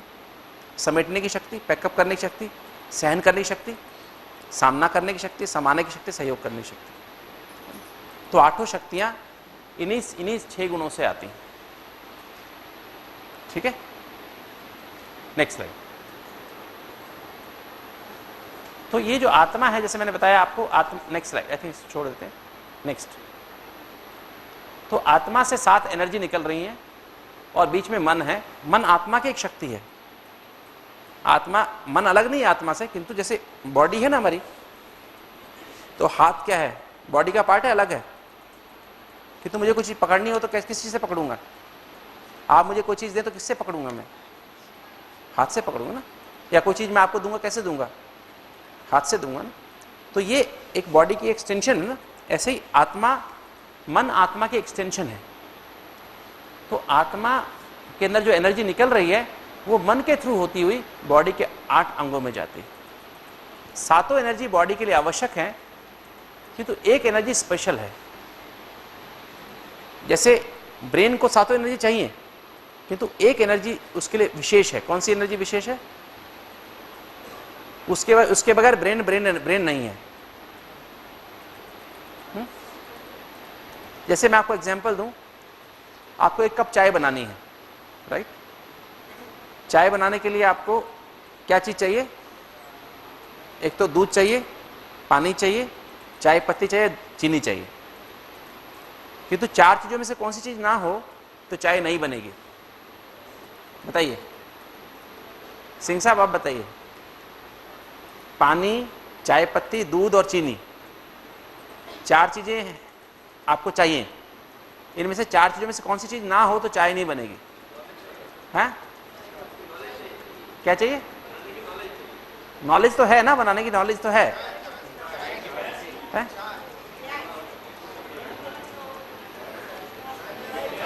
अगर पानी ना हो तो भी चलेगा ना। दूध में चाय की पत्ती डाल दो तो चाय बन जाएगी। चीनी ना हो तो भी चलेगा।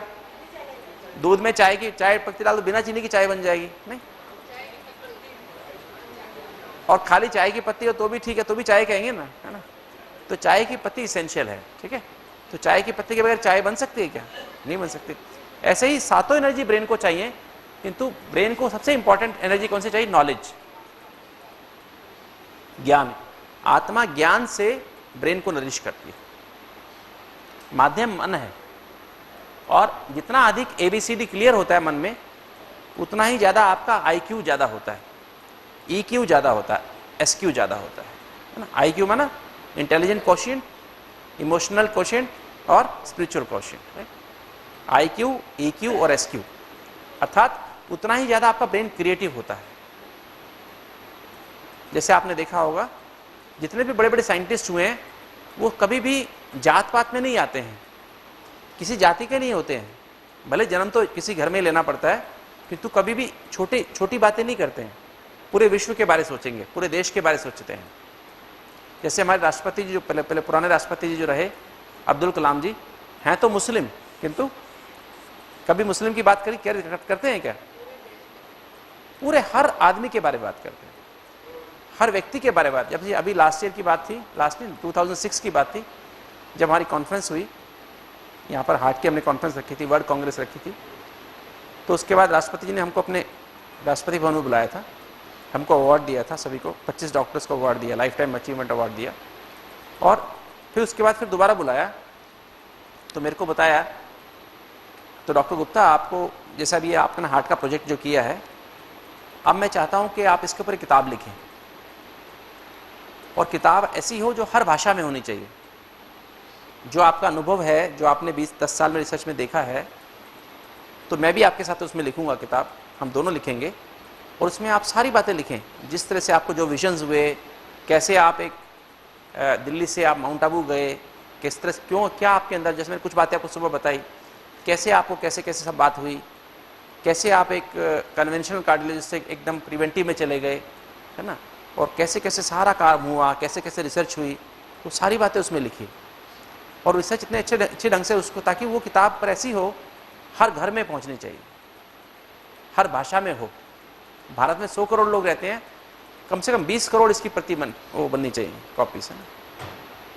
तो मतलब उनके मन में ये था, उनके मन में नहीं था खाली मुसलमानों को तक पहुंचे, नहीं, हर व्यक्ति तक पहुंचे, हर भाषा के व्यक्ति तक पहुंचे।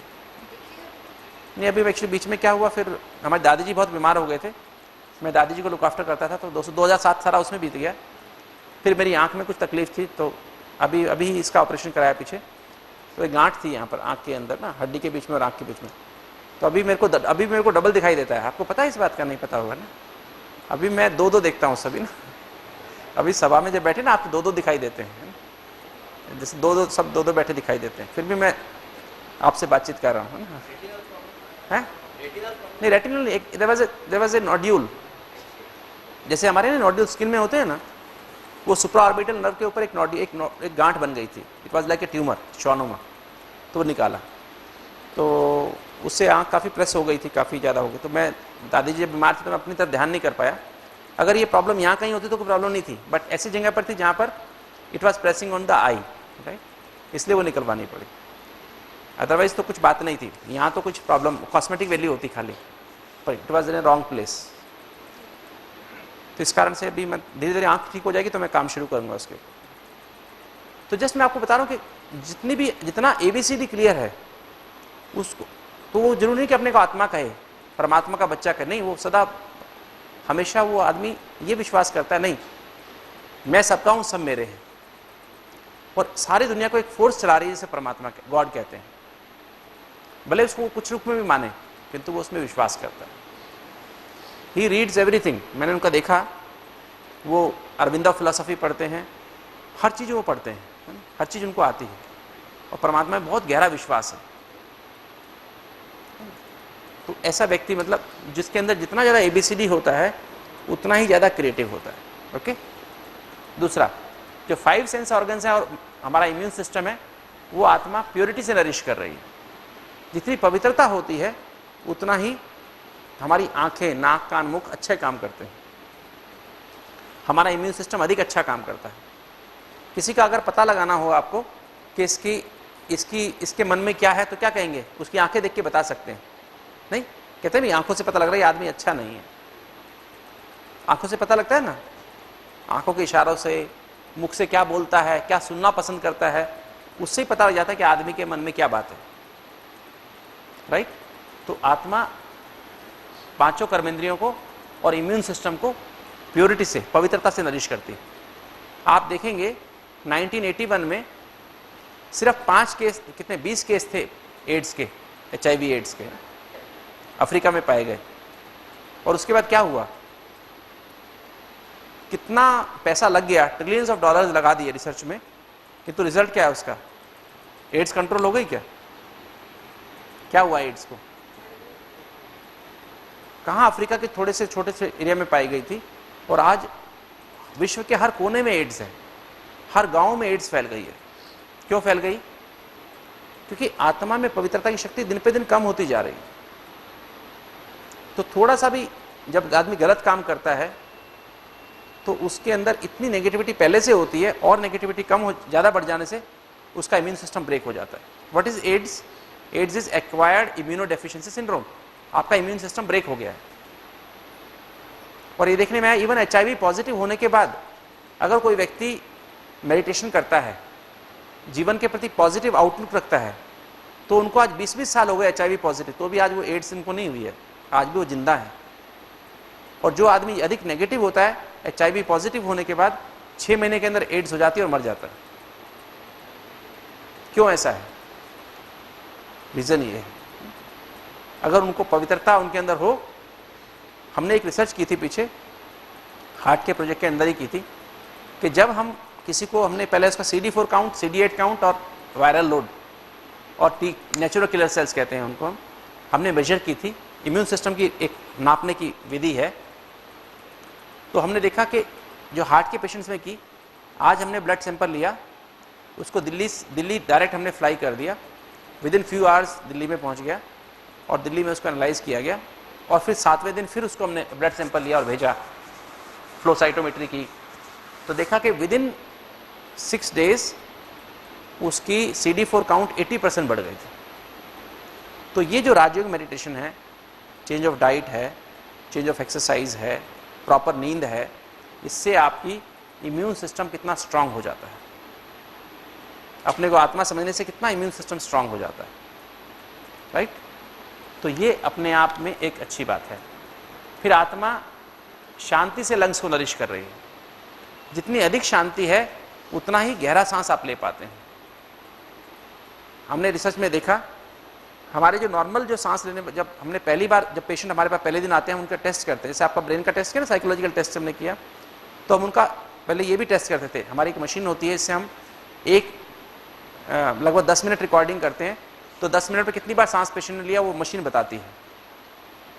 10 मिनट एवरेज टेस्ट करते हैं, मशीन रिकॉर्डर लगा करके, कितनी ऑक्सीजन, कितनी कार्बन डाइऑक्साइड निकल रही है, आ जा रही है, उसको भी मशीन टेस्ट करती है। तो हमने देखा कि जब वो पेशेंट को जब पहले दिन आए तो उनकी एवरेज सांस 13 पॉइंट समथिंग था, और जब वो 7वें दिन हमारे पास से गए तो उनका एवरेज सांस 8.9 था, राइट। और जब 6 महीने हो गए तो उनका एवरेज सांस 7 के आसपास था, और 1 साल के बाद एवरेज सांस 6 के आसपास था, 5.9 समथिंग था। तो जितना जितना आप सोल कॉन्शियस बनते जाएंगे उतना उतना क्या होगा, आपकी ब्रीदिंग डीप और क्या होगी, स्लो हो जाती है। और आपका प्राणायाम 24 घंटा होता ही रहता है। हर मनुष्य को श्वास गिन के मिलते हैं, साल गिन के नहीं मिलते हैं। जैसे मैं आपको बताऊं, मान लीजिए जैसे 14 के हिसाब से मान लीजिए मेरे 10 साल बाकी हैं, है ना। और मैं अगर रोज गुस्सा करूं, चिंता करूं, जल्दीबाजी में रहूं, हर समय स्ट्रेस में रहूं, टेंशन में रहूं, तो क्या होगा, मेरे श्वास 14 की बजाय 20 बार 1 मिनट में चलेंगे। रात को सपने भी ऐसे ही आएंगे, उसमें भी डर लगेगा, तो क्या होगा, तो मेरे वो श्वास कितने साल में खर्च हो जाएंगे, 10 की बजाय 7 साल में खर्च हो जाएंगे। 7 साल बाद मुझे शरीर छोड़ना पड़ेगा। इसकी अपोजिट, अगर मैं अपने को आत्मा समझ के परमात्मा को याद करूं, सोल कॉन्शियस रहूं, राजयोग का अभ्यास करूं, तो क्या होगा, मेरे श्वास कैसे होंगे, 14 की बजाय 1 मिनट में 7 ही चलेंगे, तो मेरी लाइफ क्या होगी, 10 की बजाय 20 साल हो जाएगी। तो कैसे आयु बढ़ी मेरी, ऐसे योग से आयु बढ़ गई। ओके, ये बात समझ में आ गई आपको। और सोल कॉन्शियस रहने से ऑटोमेटिक क्या फायदा होता है, जब हम अपने को आत्मा समझते हैं तो क्या फायदा होता है आत्मा को समझने से, क्या फायदा होता है बताओ। मैं आत्मा हूं, शरीर से अलग हूं, तो शवासन अपने आप नहीं हो गया। हमें शवासन करने की आवश्यकता है क्या। मुझे याद आता है जब हम मिनिस्ट्री ऑफ हेल्थ में, जब हमने प्रोजेक्ट सबमिट किया, ग्लोबल हॉस्पिटल और DRDO को मिलके और एस्कॉट हार्ट इंस्टीट्यूट ने मिलके हमने प्रोजेक्ट सबमिट किया था मिनिस्ट्री ऑफ हेल्थ में। तो बहुत सारी मीटिंग, मैंने माउंट आबू आ गया उसके बाद में, तो मुझे जब मीटिंग होती दिल्ली में हेल्थ मिनिस्ट्री में, तो बहुत सारी मीटिंग्स होती थी। और मुझे मिनिस्ट्री में क्या होता था, वहाँ पर एक तो वहाँ पर कौन बैठे होते थे, एक तो एक तरफ कार्डियोलॉजिस्ट बैठे होते थे, एक तरफ हठ योगी बैठे होते थे। हठ योगी माना ये प्राणायाम कराने वाले, शवासन कराने, नेचुरोपैथ बैठे होते थे। वो धीरेन्द्र ब्रह्मचारी का जो आश्रम था ना, उसके लोग होते थे और साथ में इसके लोग बैठे होते थे। तो वो डिस्कशन करते थे, नहीं डॉक्टर साहब आप क्या करें, राजयोग तो सिखाएं, राजयोग के बारे में हम जानते नहीं ज़्यादा, हमें नहीं पता इसका क्या फ़ायदा होता है, किंतु आप लोगों को प्राणायाम जरूर सिखाएं, साथ में राजयोग भी सिखाएं, प्राणायाम भी सिखाएं। साथ में कुछ आसन भी सिखाएं, ये आसन से ये फ़ायदा होता है, आसन से ये फ़ायदा होता है, आसन से ये फ़ायदा होता है, और इससे और साथ में शवासन भी कराना। तो मैंने कहा नहीं, मैं ऐसा नहीं करूँगा, हम सिर्फ एक यूनिक यूज़र फ्रेंडली प्रोग्राम बनाएंगे, सिंपल प्रोग्राम, ताकि लोग सिर्फ अपनी कॉन्शियसनेस, राजयोगा माना चेंज ऑफ कॉन्शियसनेस, अपने को देख के बजाय क्या समझना है, आत्मा समझना है, बस ये अंदर की बात है, इसमें कोई मेहनत की बात नहीं है। आपको कैसे भी बैठो, आलती पालती मार के बैठो, सोफे पे बैठो, नीचे बैठो, जहां दिल करता वहां बैठो, चलते फिरते याद करो, आंखें भी बंद नहीं करनी है, हर काम करते कर सकते हो। और simple morning walk, evening walk कराएंगे, सिंपल, उसमें कुछ नहीं, एक्सरसाइज भी नहीं कराएंगे। एक्सरसाइज जो आज आपको 8 एक्सरसाइज का ये भी करने की आवश्यकता नहीं है। और सिंपल खाना खिलाएंगे, कोई एक्स्ट्रा खर्च वाला खाना नहीं खिलाएंगे, ताकि इसको हर गरीब आदमी भी कर सके। ये नहीं कि खाली अमीर लोग ही कर सके, हर आदमी इसको कर सके। तो हम ऐसा प्रोग्राम बनाया है हमने, हम वही प्रोग्राम पेशेंट्स को देंगे। नहीं आपको ये ऐड करना पड़ेगा। मैंने कहा मैं नहीं करूँगा, मीटिंग खत्म हो गई। अच्छा आप सोचना, आप अपने वहाँ जाके मीटिंग करना, सोचना, फिर मैं बताना। फिर मीटिंग, नेक्स्ट मीटिंग रखी गई, तो फिर यही बात बार बार वो पुश करते थे, नहीं आप ये डालिए, ये करिए, ये करिए। तो फिर जो है मेरे को लास्ट में उन्होंने कहा, मुझे 12 प्रश्न लिख के दिए कि 12 क्वेरीज हैं हमारी राजयोग के बारे में। तो 12 क्वेरीज मैंने आंसर करके फिर लिख दी उनको वापस। तो फिर मीटिंग बुलाई, तो लास्ट की मीटिंग थी, that was the last meeting. तो उन्होंने कहा कि अभी आज हम नक्की करेंगे कि प्रोजेक्ट देना है कि नहीं देना आपको। हमें साथ में मेरे साथ डॉक्टर सानी थे, जो मेरे साथ DRDO के जो थे। तो उन्होंने डिस्कस किया, डिस्कस करने के बाद तो उन्होंने कहा कि नहीं ऐसा करिए आप, अच्छा चलिए प्राणायाम मत डालिए, कोई आसन में मत डालिए, खाली शवासन डाल दीजिए। मैंने कहा हमारा तो शवासन का मतलब ही नहीं है। जब हम अपने को, आपका तो शवासन में तो हम ये उल्टा करते हैं कि ये मर गया, ये मर गया, ये मर गया, ये मर गया, ये मर गया। हम लोग तो एक्टिवेट करते हैं अपने को आत्मा समझ के। हमारा योग यहाँ शुरू होता है और यहाँ से ऊपर ऊपर जाता है। तो हम तो एक्टिवेशन, हमारी तो जीवन की बात है, मरने की बात नहीं है। तो तब जा कर के उन्होंने कहा नहीं। मैंने कहा अच्छा ठीक है, आप प्रोजेक्ट को सेंक्शन मत करिए प्लीज़, बंद कर दीजिए, पर हमारा प्रोजेक्ट ऐसे ही चलेगा। आप नहीं करेंगे, हम किसी और से कराएंगे, आप छोड़ दीजिए। तो फिर उन्होंने सेंक्शन किया। तो एक लास्ट में मुझे उसमें ये बात ध्यान आई कि उन्होंने कहा शवासन डालिए। मैंने कहा नहीं, हम शवासन नहीं कराएंगे, शिवासन कराएंगे। कहते शिवासन क्या होता है? तो मेरा शिवासन होता है अपने को आत्मा समझ के परमात्मा शिव को याद करना, उसे कहते हैं शिवासन। कहता ठीक है डॉक्टर साहब, चलो आप मानते ही नहीं है तो हम चलो पास कर देते हैं। तो फिर उन्होंने प्रोजेक्ट सेंक्शन किया। तो बहुत जद्दोजहद के बाद वो प्रोजेक्ट सेंक्शन हुआ था, ये जो हमने शुरू किया ना। तो आत्मा, ये बात समझ गए आप, शांति वाली, कि जितना आप शांत रहते हैं अपने आप ही श्वास ठीक चलता है, और जितना डर होगा, चिंता होगी, श्वास अपने आप तेज चलेगा। गुस्सा करेंगे, श्वास तेज चलेगा। तो जब आप गुस्सा कर रहे हैं, जल्दी कर रहे हैं, चिंता कर रहे हैं, तो आपकी आयु घट रही है। आपको पता होगा एक सिगरेट पीने से कितनी आयु कम होती है? एक सिगरेट पीने से कितनी आयु कम होती है? 8 मिनट कम होती है। क्यों? तो एक बार गुस्सा करने से कितनी आयु कम होती है? आप काउंट करना कितनी आयु कम होती है। क्योंकि एक बार गुस्सा किया तो 72 घंटे तक इफेक्ट होगा। तो 72 घंटे में आपके श्वास कितनी तेज चलेंगे, उसके हिसाब से आप आयु काउंट कर लेना, कितने मिनट कम, कितने 72 घंटे में कितने घंटे कम हो जाएगी आपकी आयु। तो बहुत आयु कम हो जाती है एक बार गुस्सा करने से, है ना। लगभग एक अंदाजा लगाया गया था, तो लगभग 1 दिन कम हो जाता है। मतलब अगर एक बार गुस्सा किया तो 1 दिन आपकी आयु कम होगी। 8 मिनट नहीं, 8 सिगरेट से 8 मिनट, और एक बार गुस्सा करने से 1 दिन कम हो गया आपका लाइफ। ठीक है, तो अभी आज गुस्सा करते रहना। क्या ख्याल है, गुस्सा करेंगे? एक बार गुस्सा करने से, प्रदीप राय सोनी, प्रदीप कुमार जी, एक बार गुस्सा करने से 1 दिन कम हो जाता लाइफ में। हाँ जी, नहीं 72 घंटे तो हुआ डिस्टर्ब, किंतु 1 दिन एवरेज कम हो जाएगा आपकी लाइफ में। नहीं, इसको इनको नहीं बोलो, आप अपने आप को बोलो, है ना।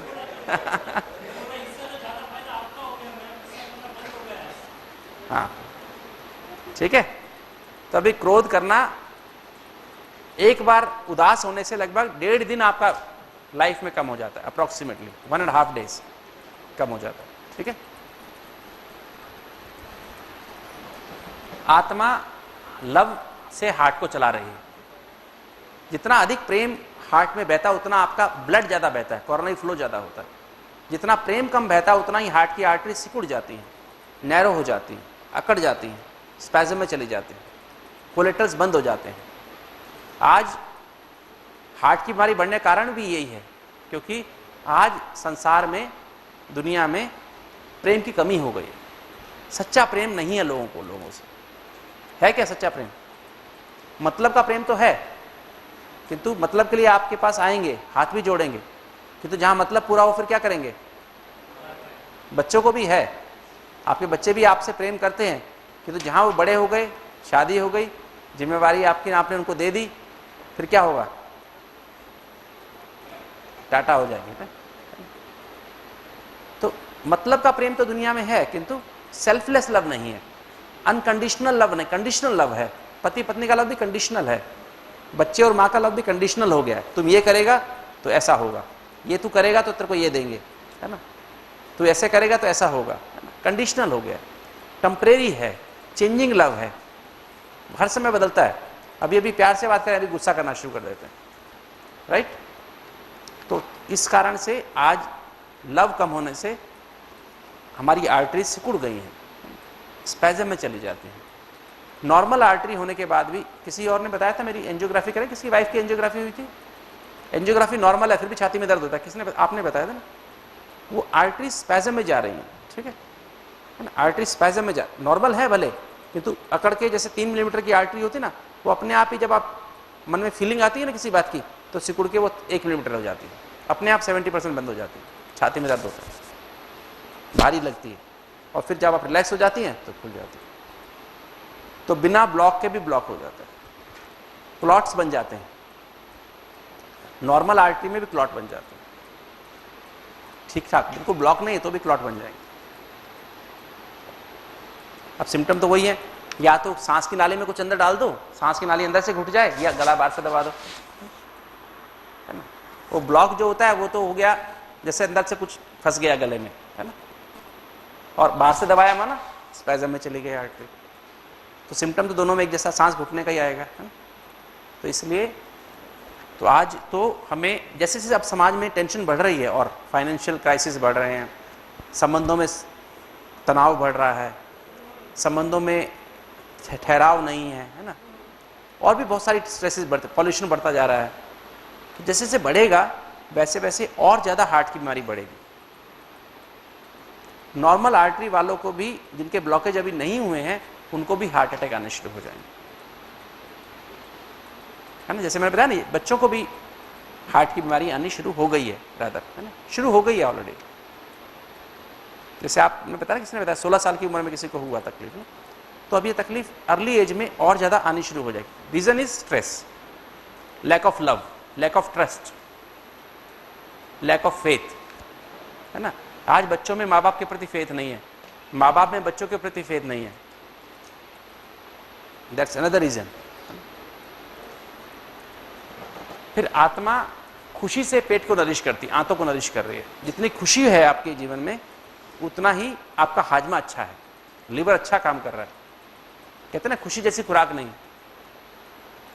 खुशी है तो कुछ भी खाना पच जाता है, अच्छा हजमा हो जाता है, और खुशी नहीं है तो कितना मर्जी आप खा लीजिए, हजम ही नहीं होगा। आत्मा आनंद से हार्मोन्स को नरिश कर रही है, हाइपोथैलेमस को, पिट्यूटरी को, थायराइड को, पेनक्रियास को, एडिनोल ग्लैंड को। जितना आपके जीवन में आनंद है उतना ही अधिक हार्मनी होती है हार्मोन्स में, राइट। जैसे मैंने कहा ना, अगर 4 बजे आप उठ करके आधा घंटा मेडिटेशन कर लें, अपने को आत्मा समझ परमात्मा को याद कर लें, तो 17 हार्मोन यहाँ से निकल जाएंगे, बैलेंस में निकलेंगे, और अगले 24 घंटे के लिए आपको क्या होगा, सारे सिस्टम में हार्मनी रहेगी। अगर वो आपने मेडिटेशन मिस कर दिया तो क्या होगा, हर सेल्स में आपस में डिसहार्मनी होगी। डिसहार्मनी माना डिसईज पैदा हो जाएगी, बीमारी बढ़ जाएंगे, ब्लड प्रेशर बढ़ जाएगा, डायबिटीज बढ़ जाएगी, आर्टरीज में स्पैज़म बढ़ जाएंगे, कमर का दर्द बढ़ जाएगा, गर्दन का दर्द बढ़ जाएगा, घुटनों में हड्डियां खराब और ज़्यादा हो जाएंगी। एक दिन में कोई चीज़ खराब नहीं होती है, बहुत लंबा समय जब हम मिसयूज करते हैं, गलत करते हैं, तो फिर हमारा ऐसे खराबी आती है ना। फिर 8 बजे तक हमने शांत रहना है, अखबार टीवी नहीं देखना होता है ना, या टेलीफोन नहीं करना चाहिए, क्योंकि 8 बजे हमारे स्ट्रेस वाले हार्मोन निकलने वाले हैं।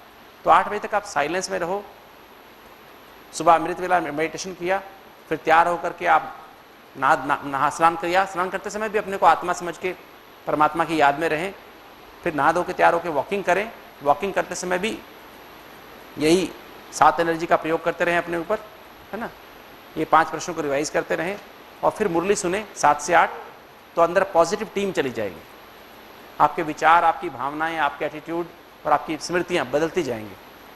फिर 8 बजे खुशी वाले हार्मोन निकलेंगे, फिर वो खुशी वाले हार्मोन क्या करेंगे, आपको सारा दिन खुशी में रखेंगे, जल्दी चिंता गुस्सा मन में से निकल जाएगी, एकदम शांति की अनुभूति सारा दिन होती रहेगी। आप जिससे बातचीत करेंगे आपको पेशेंस रहेगी, धीरज रहेगा, और इस तरह से सारा दिन धीरे धीरे वो शांति की शक्ति जमा होती जाएगी आपके आसपास, और वो शांति की शक्ति, प्रेम की शक्ति जमा होगी, तो जो अंदर जमा होती जाएगी तो क्या होगा, आपके कर्मेंद्रियों द्वारा, मुख के द्वारा मीठे बोल निकलेंगे, कानों के द्वारा कोई आपको गाली भी देगा ना, तो आपको उसकी गाली सुनाई नहीं देगी, वो गाली भी आपको अच्छी लगेगी। आंखों के द्वारा उसकी अच्छाई नजर आएगी, बुराई नजर नहीं आएगी, क्योंकि जो कुछ हमारे दिमाग में होता है वही हमको नजर आता है, जो हमारे दिमाग में होता है वही हमको सुनाई देता है। मान लीजिए कोई व्यक्ति आपको बोल रहा है, आपको उस व्यक्ति के बारे में बहुत गलत भ्रम है कि ये व्यक्ति मेरी निंदा करता है, और वो आदमी आपकी बड़ाई करता है, मान लो बाई चांस आपके सामने, तो आप कहते हैं क्या कहा, क्या कहा, वो समझता है वो बड़ाई कर रहा है, किंतु फिर सोचता है अच्छा अच्छा गाली दे रहा है ना, क्योंकि उसको आपके मन में क्या है कि आदमी मेरी हमेशा बुराई करता है, गाली देता है, तो आपको विश्वास नहीं होता कि ये क्या बोल रहा है। नहीं ऐसा होता, क्योंकि जो आपके दिमाग में है वही कानों से सुनाई देगा, वही आंखों से दिखाई देगा, वही मुख से निकलेगा, isn't it? वही आंखों से इशारा होगा, है ना। तो हमें समझना है, अपने दिमाग को अंदर से ठीक करना है, अपने मन को साफ करना है, अपनी बुद्धि को स्वच्छ बनाना है, तो ये स्वच्छ बुद्धि मेरे काम आएगी, और खराब बुद्धि, गंदी बुद्धि किसको नुकसान करेगी, गंदा मन किसको नुकसान कर रहा है, किसी और को करे ना करे, किंतु मेरे को तो नुकसान कर रहा है। मैं क्रोध करता हूं तो क्रोध करने से पहले मुझे क्रोध से भरना पड़ता है ना अपने आप को, फिर क्रोध बाहर निकलता है नहीं? तो दूसरे को पहुंचता नहीं पहुंचता पता नहीं, किंतु मेरा तो नुकसान हो गया, isn't it? क्या ख्याल है, ऐसा है कि नहीं? तो इस बार अपने आप को और क्रोध को भगाने की आपको आवश्यकता नहीं है, जल्दी को भगाने की, चिंता को भगाने की आवश्यकता नहीं है। सिर्फ क्या करना है, अपने को आत्मा समझना है, ये स्विच ऑन करना है। ये स्विच ऑन किया तो अंधेरा खत्म, शांति आ गई, अपने को आत्मा समझते शांति, प्रेम, खुशी, आनंद आ गया, और जल्दी चिंता, गुस्सा, उदासी अपने आप भाग गई, है ना। तो इतना ही हमें करने का है। तो ये आनंद की बात हो गई। और मसल्स एंड बोन्स को कौन सी क्या चाहिए, शक्तियां चाहिए। आत्मा शक्तियों से मसल और बोन्स को नरिश करती है। जितना एक्चुअली हर जॉइंट का मतलब क्या है, एक शक्ति का मतलब है। गर्दन माना फ्लेक्सिबिलिटी, राइट। आंखें माना परखने की शक्ति, राइट। गर्दन माना निर्णय करने की शक्ति, हाँ ना करते हैं ना, राइट। और बैक माना विस्तार को सार में लाने की शक्ति, घुटने माना समेटने की शक्ति, है ना। ऐसे बहुत कॉम्प्लेक्स है, मैं तो बहुत सिंपल आप करके बता रहा हूँ। सहन करने की शक्ति, है ना। दिल, सामना करने की शक्ति, समाने की शक्ति, सहयोग करने की शक्ति। तो जितनी भी शक्तियां हैं उनमें कोई ना कोई ज्वाइंट इन्वॉल्व होते हैं, मसल्स और बोन्स इन्वॉल्व होती हैं। अगर कोई आदमी जिद्दी होता है, गर्दन को स्टिफ रखता है, तो क्या होता है, इसके यहाँ पर ब्लड फ्लो, यहाँ पर कंजेशन हो जाती है। कंजेशन होने से क्या होगा, बोन्स में से कैल्शियम निकल जाता है, डीमिनरलाइजेशन हो जाता है, और जल्दी उम्र में ही आपकी गर्दन सर्वाइकल स्पॉन्डिलोसिस हो जाता है, गर्दन स्टिफ हो जाएगी। तो जिद कौन कौन करता है, हाथ उठाओ। जो जिद करेंगे उसकी गर्दन जल्दी खराब हो जाएगी, ठीक है। ऐसे कमर का ज्वाइंट का भी कुछ मतलब है ना। तो हर ज्वाइंट का मतलब है कुछ ना कुछ, राइट। तो शक्तियां इसलिए कहा जाता है, जैसे बिना हड्डियों के आदमी आदमी है क्या, इंसान आज इंसान है बिना हड्डियों के, फ्रेमवर्क है इंसान का। ऐसे ही बिना शक्तियों के आदमी आदमी नहीं है। क्या बोलते हैं इंसान को जब कोई आदमी गलती करता है, परख नहीं पाता है, निर्णय नहीं कर पाता, क्या बोलते हैं? आप इतनी सी बात को भी परख नहीं सके, आप आदमी हैं क्या? आप इतनी सी बात का निर्णय ठीक टाइम पे ले नहीं सके, क्या आप आदमी हैं? क्या आप इंसान हैं? शक किया जाता है उसके ऊपर ना। आप इतनी सी बात सहन नहीं कर सकते हैं, क्या आप आदमी हैं? नहीं सरदार जी, ऐसे बोलते नहीं बोलते? तो ये शक्तियां एक इंसान की परख है। ये जो 8 शक्तियां जो हैं वो क्या है? इंसान की निशानी है, अच्छे इंसान की निशानी है। कमजोर शक्तिशाली इंसान की निशानी है। कमजोर इंसान के अंदर ना परखने की शक्ति है, वो कंफ्यूज रहता है, निर्णय भी नहीं कर पाता है, बड़ी से छोटी बात को बड़ा बना देता है, राई का पहाड़ बनाने की आदत होती है उसको, फिर हाई ब्लड प्रेशर हो जाता है। ठीक है ना? और समेट नहीं सकता है, हमारे हमेशा फैलाव में रहता है, सहन नहीं कर सकता है, सामना नहीं कर सकता, कुछ भी जरा सा कुछ हो जाए, नुकसान हो जाए, कोई मर जाए, रोएगा रोएगा, रोता ही रहेगा, रोते ही रहेंगे। पावर टू कॉपरेट उनके अंदर नहीं, सहयोग करने की शक्ति नहीं होती है। पावर टू फेस भी नहीं है ना, पावर टू एडजस्ट भी नहीं है, एडजस्ट भी नहीं कर सकते किसी को। घर में एक व्यक्ति आ जाए आपकी नापसंद का, जो आपको पसंद है वो तो उसके लिए आप कुछ मर्जी करेंगे। जैसे घर में अधिकतर क्या होता है, जब आप घर में होते हैं, पति पत्नी जैसे होते हैं, है ना, घर में, और अपने बच्चे भी, उनके लिए आप सब कुछ करेंगे। किंतु पति की तरफ से अगर उसकी बहन आ जाएगी, उसकी अगर माँ आ जाएगी तो क्या होगा? पत्नी को बहुत भारी लगता है ना। और उसकी बहन आएगी, उसकी माँ, उसका भाई आएगा तो क्या करेगा? पत्नी उठ के रात को भी खाना बनाएगी, 12 बजे भी बना देगी, है ना। किंतु उसकी माँ आ जाएगी तो कहेगी नहीं, क्या अभी रात को इनको आने की समझ नहीं कि 11 बजे रात को, 11 बजे नहीं आना चाहिए, 12 बजे नहीं आना चाहिए, इन्फॉर्म करके आना चाहिए, पहले फोन करके आना चाहिए, है ना? नहीं ऐसा होता है। तो पावर ऑफ एडजस्टमेंट नहीं होती है ना? तो ये हमको अंदर से शक्तियां क्यों नहीं रहती हैं? शक्तियां बनती ही ज्ञान, पवित्रता, शांति, प्रेम, सुख, आनंद और शक्तियों से, मतलब सुख आनंद से बनती है। और सातों एनर्जी मिलकर के हमारी बॉडी से टॉक्सिन्स बाहर निकालती है, पॉइजन्स को बाहर निकालती है, पसीने के द्वारा और यूरिन के द्वारा। जैसे मैंने आपको बताया ना, सुबह हमारी किडनी 1 घंटे में 1 बार सारे ब्लड को साफ करती है। दिन में 24 बार ब्लड हमारा साफ होता है। तो जितना सातों एनर्जी का बैलेंस होगा ना, उतना ही आप देखेंगे आपको आपकी बॉडी में टॉक्सिन्स बाहर निकलते रहेंगे। आप देखिए जरा, आप देखिए जब आप यूरिन पास करना होता है, वैसे भी नॉर्मली बैठो, अगर मन में उसमें कुछ और बात सोचेंगे ना तो यूरिन आएगा ही नहीं, होल्ड हो जाएगा। आज लोगों के पसीने से बहुत बदबू निकलती है ना, डिओडोरेंट्स लगाते हैं, क्यों? क्योंकि सातों एनर्जी का बैलेंस नहीं है। पहले इंसान के, हर मनुष्य के शरीर से सुगंध होती थी, है ना। बच्चे को भी आप सूंघते थे ना पहले, कुत्ता वगैरह जो होता है ना, जो अपने बच्चों को सूंघता है ना, किंतु इंसान भी अपने बच्चों को पहले सूंघता था। किंतु आज सूंघते हैं किसी को? आज सबको कोई सूंघता नहीं है ना। क्योंकि अगर देखा जाए इंसान को, किसी भी इंसान को कहीं से भी देखो ना, आप हाथ देखो, नाक देखो, मुख देखो, हर जगह बैक्टीरिया है, हर जगह वायरस है। अगर आंखों में माइक्रोस्कोप लगा लो तो आपको इंसान ऐसे लगेगा जैसे मक्खी बिन बना रही है ना आदमी के, किसी के ऊपर, हर जगह मक्खी बिन बना रही है, हर जगह मक्खी। तो एक्चुअली देखा जाए तो आज इंसान के अंग पे, पहले जमाने में बोलते थे कि ऐसा समय आएगा जब इंसान के हर अंग में कीड़े पड़ जाएंगे, है ना। सचमुच आज ये हालत हो चुकी है इंसान की कि हर अंग में कीड़े माना बैक्टीरिया, वायरस। स्किन पे भी हैं, हर जगह, नाक में भी हैं, कान में, हर जगह बैक्टीरिया, वायरस पर। And they are ready to enter. जैसे आपका डिफेंस कम होगा, वो कीटाणु अंदर घुस जाएंगे। इसका कारण क्या है? कारण क्या है कि आज ऑक्सीजन का लेवल धरती पर कम होता जा रहा है। कभी 1800 के आसपास धरती पर लगभग 33% ऑक्सीजन थी, धीरे धीरे कम होती होती आज वो कहां पहुंच गई? 20%, 20%, है ना।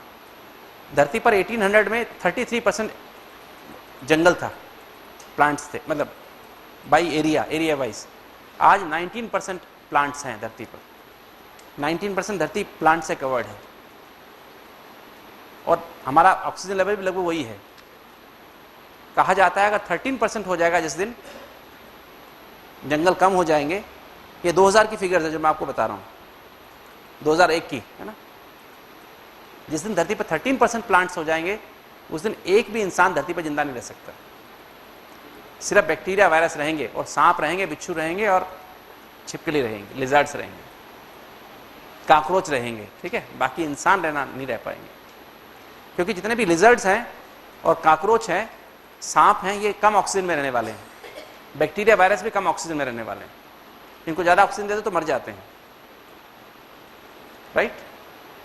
तो जो जो ऑक्सीजन लेवल घटता जा रहा है तो ये बैक्टीरिया वायरस सब बढ़ते जा रहे हैं, है ना। ये जो कॉकरोच, मच्छर, मक्खी सब बढ़ते जाएंगे और डिफरेंट डिफिकल्ट टाइप के जो ना मरने वाले पैदा होते जाएंगे, इम्यून टाइप के पैदा होते जाएंगे, राइट।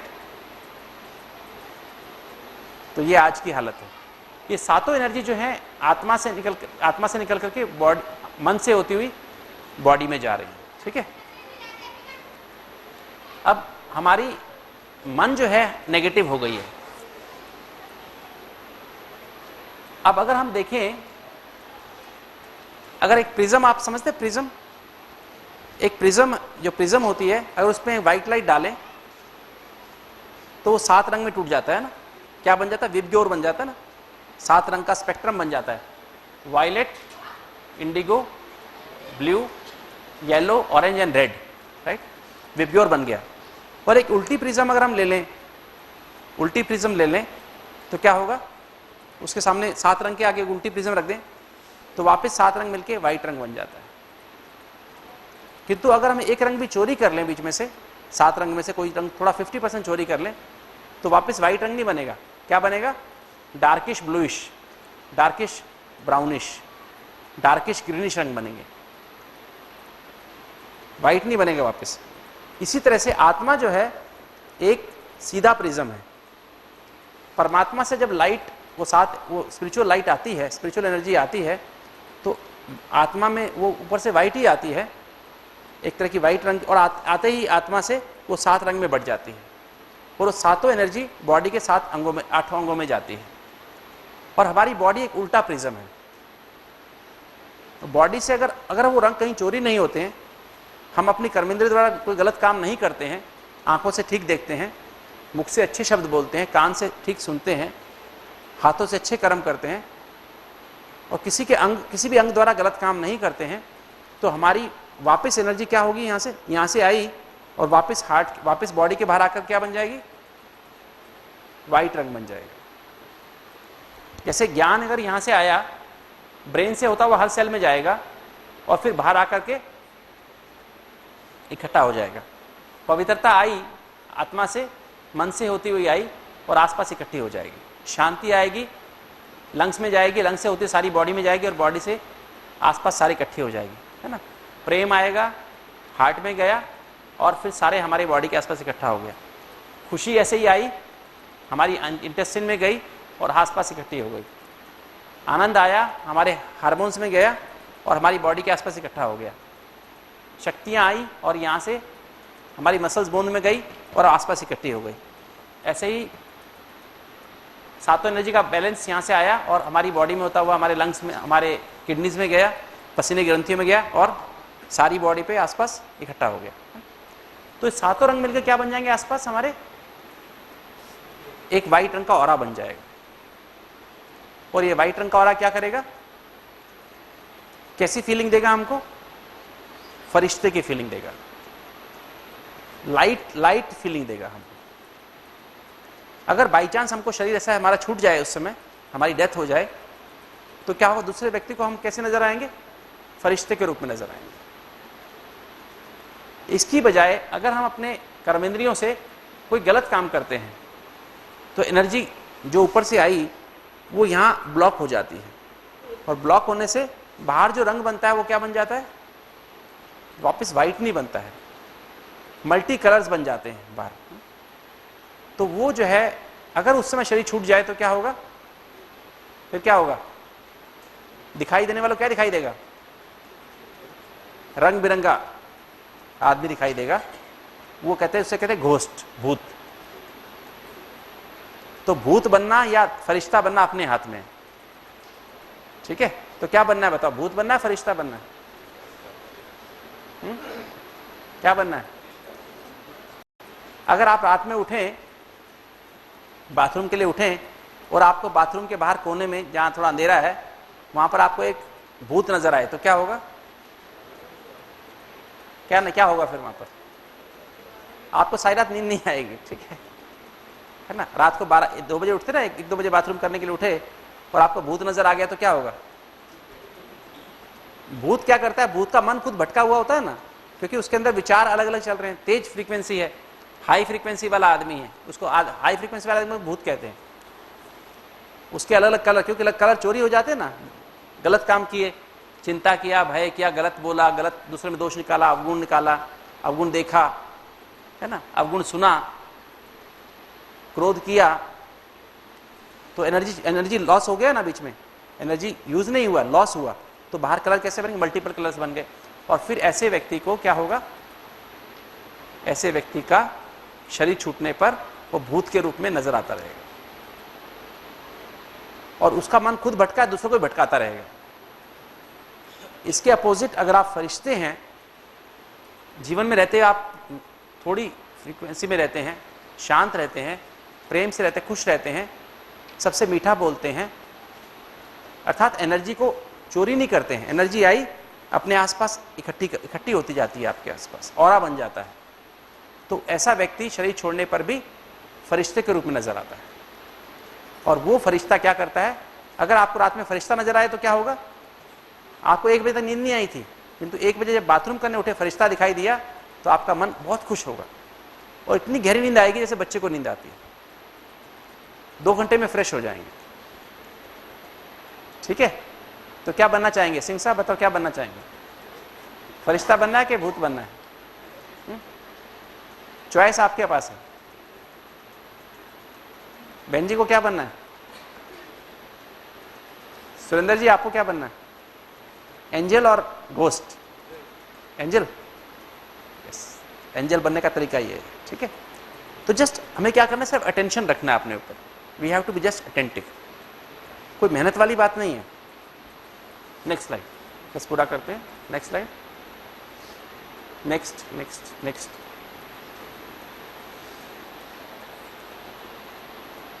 नेक्स्ट, इस पे नहीं जाएंगे हम लोग। नेक्स्ट नेक्स्ट, क्या हुआ? नेक्स्ट, ये भी छोड़ दीजिए। नेक्स्ट नेक्स्ट, ये फिर बाद में पता है। नेक्स्ट कर दीजिए। नेक्स्ट नेक्स्ट, ये देखिए, यहां पे देख लेते हैं। अगर हम अपने को आत्मा समझते हैं, ये आत्मा, ये सुप्रीम सोल है, ये आत्मा है, ये मन है और ये बॉडी है, राइट? सोल, माइंड, बॉडी, है ना? तो आत्मा का कनेक्शन, आत्मा अपनी एनर्जी मन के द्वारा बॉडी में भेजती है। अगर आप अपने आप को बॉडी समझते हैं, देह समझते हैं, तो देह समझने से क्या होता है? आपका परमात्मा से कनेक्शन कट जाता है, क्योंकि परमात्मा जो है किसका बाप है? देह का बाप तो नहीं है, वो तो आत्मा का बाप है। तो अगर अपने आप को अपना देह समझा तो आपका कनेक्शन परमात्मा से कट गया, और परमात्मा से जैसे कनेक्शन कटा तो आपके अंदर क्या होगा? आपकी आत्मा में, मतलब आत्मा में क्या फीलिंग? ये सातों गुण कम हो जाएंगे, सातों एनर्जी कम हो जाएंगे, क्योंकि सोर्स क्या है सातों एनर्जी का? आत्मा में परमात्मा। अगर कनेक्शन कट गया तो आपके अंदर सातों गुण कम हो गए, और उसकी बजाय क्या होगा? आपके अंदर ये 7 चोर आ जाएंगे। काम, क्रोध, लोभ, मोह, अहंकार, ईर्ष्या, नफरत और आलस्य, ये 7 चोर अंदर आ जाएंगे। और आपको क्या करेंगे? इन 7 चोरों के कारण आपके अंदर जो आपकी टीम है मन में, नेगेटिव हो जाएगी। देखो, काम विकार में जब आप जाते हो, क्रोध में, लोभ में, अहंकार में जाते हो, तो क्या होता है? आपके अंदर ऑटोमेटिक विचार कैसे आते हैं? कैसे विचार आते हैं बताओ? आप सभी अनुभवी हैं। क्रोध करने के बाद कैसे विचार आते हैं? नेगेटिव आते हैं, पॉजिटिव आते हैं? भावनाएं कैसी पैदा होती हैं? नेगेटिव। एटीट्यूड कैसा हो जाता है जीवन के प्रति? नेगेटिव। और मेमोरी कैसी हो जाती है जीवन के प्रति? नेगेटिव। तो टीम नेगेटिव हो गई, मन नेगेटिव हो गया, तो क्या होगा? आपके जो एनर्जी जो जा रही थी माइंड से बॉडी में, वो एनर्जी जानी बंद हो जाती है। तो एनर्जी बंद हुई तो क्या हुआ, फिजिकल बॉडी में डिसईज हो जाती है, लॉस ऑफ ईज।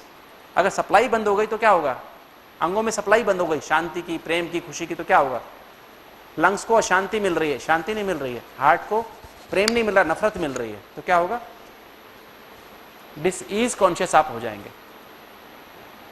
और आप डिसईज कॉन्शियस होने के बाद क्या करेंगे, आपकी आंखें, आपकी जीभ भी अनरेस्ट में चली जाएगी, रेस्टलेस हो जाएगी। तो उनको क्या चाहिए, रेस्टलेस होने के बाद वो गलत देखेंगी, आंखें गलत देखेंगी, मुख गलत खाएगा, कान गलत सुनेंगे, हाथ गलत काम करेंगे, और फिर क्या होगा, इस तरह से आपका origin of disease starts in soul and mind. तो आत्मा में पहले मन, आत्मा में और मन में पहले बीमारी शुरू होती है और उसके बाद बॉडी में आती है। After a period of time manifest in the physical body in the form of sine and symptoms. और आज की प्रेजेंट मेडिकल साइंस क्या करती है, सिर्फ बॉडी के ऊपर इलाज कर रही है। और इसकी अपोजिट में अगर आप अपने को आत्मा समझें तो क्या होगा, आत्मा के सातों गुण आपको मैनिफेस्ट होने लगेंगे, ज्ञान, पवित्रता, शांति, प्रेम, सुख, आनंद और शक्तियां, और परमात्मा से एनर्जी आने लगेगी। परमात्मा सातों एनर्जी का सागर है। कोई मनुष्य कैसा भी हो, कितना भी नास्तिक हो, आपको पता है ना, एक बार एक कहावत है, एक व्यक्ति सिद्ध करने गया, साइंटिस्ट था, बहुत बड़ा साइंटिस्ट था, नास्तिक था, पर उसने सिद्ध किया एक बड़ी सभा में कि देयर इज नो गॉड, परमात्मा है नहीं, परमात्मा नहीं है, उसने सिद्ध कर दिया, हर चीज ऑटोमेटिक चल रही है, परमात्मा की कोई आवश्यकता नहीं है। और सारी सभा मान गई, सब लोगों ने तालियां बजाई। तो उसने लास्ट में क्या बोला, पता है क्या बोला उसने, thank God I have proved that there is no God.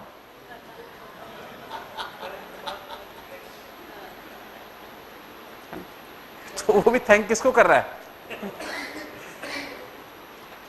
कितना भी नास्तिक इंसान भी होगा तो वो भी भगवान को ही थैंक्स करता है ना,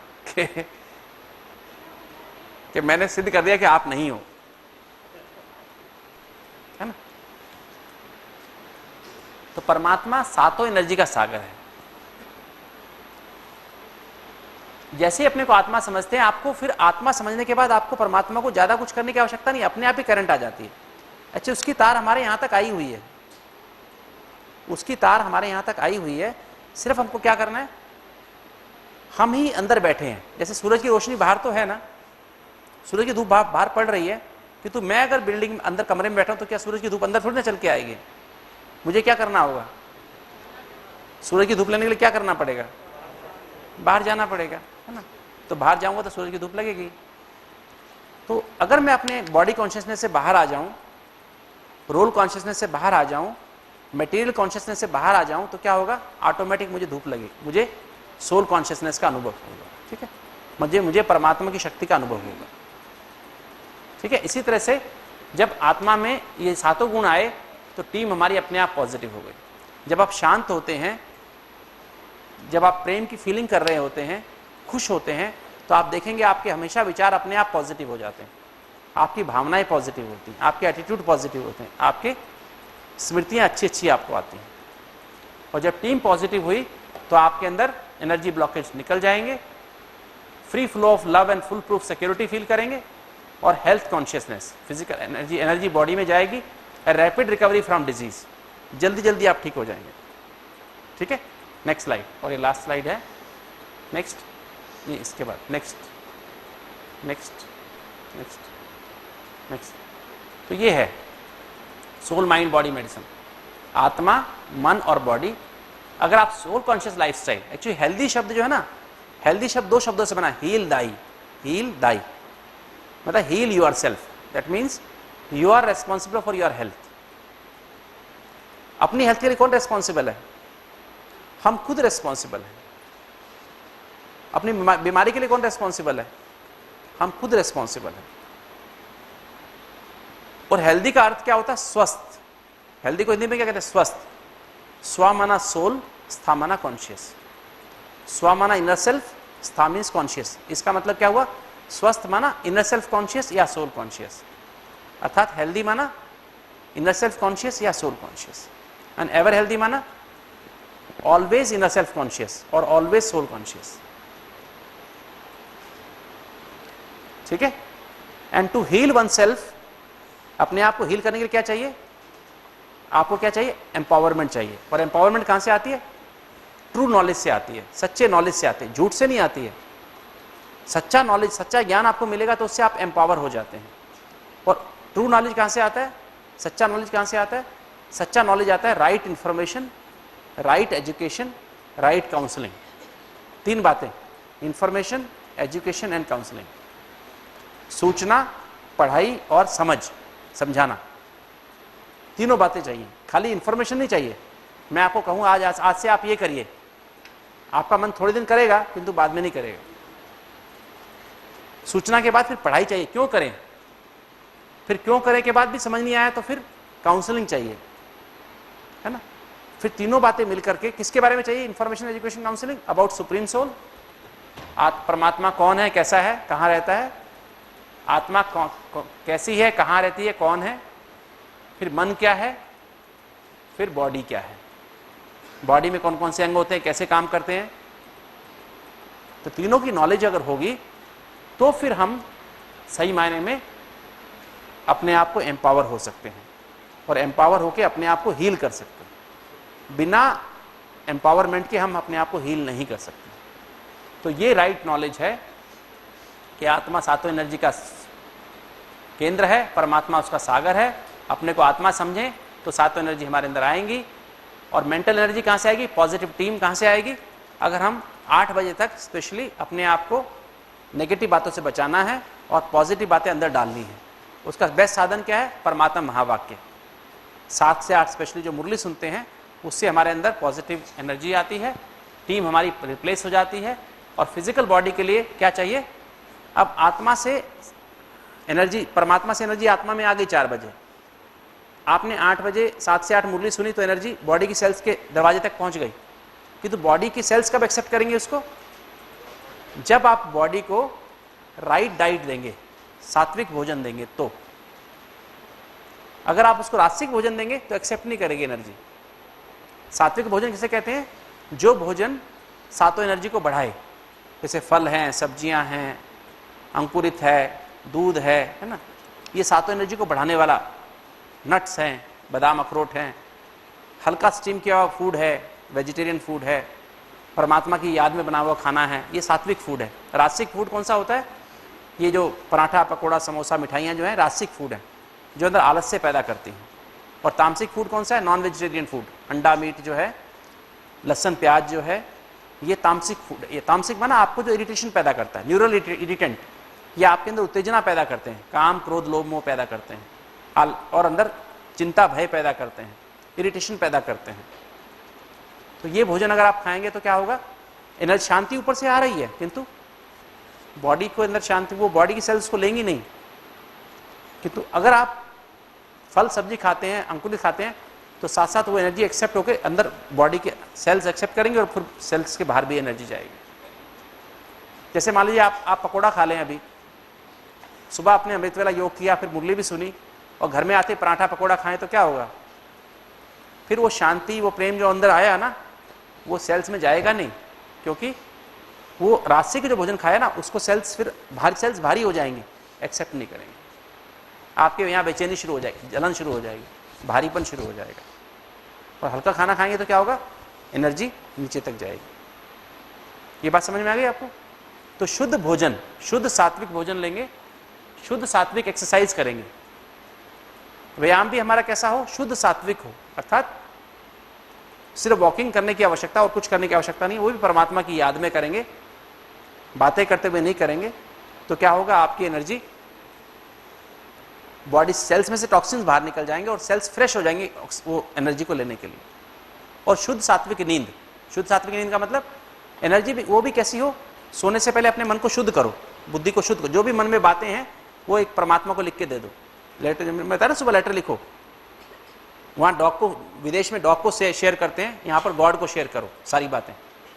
मन को शुद्ध कर दो, सोने से पहले बुद्धि को शुद्ध करो। एक चार्ट भी हम आपको देंगे, वो चार्ट भर लो, लेटर लिखो, एक चार्ट भरो और फिर अपने अंदर सोने से पहले 10 मिनट परमात्मा की याद में बैठ जाओ, अपने अंदर वो सातों एनर्जी भर लो।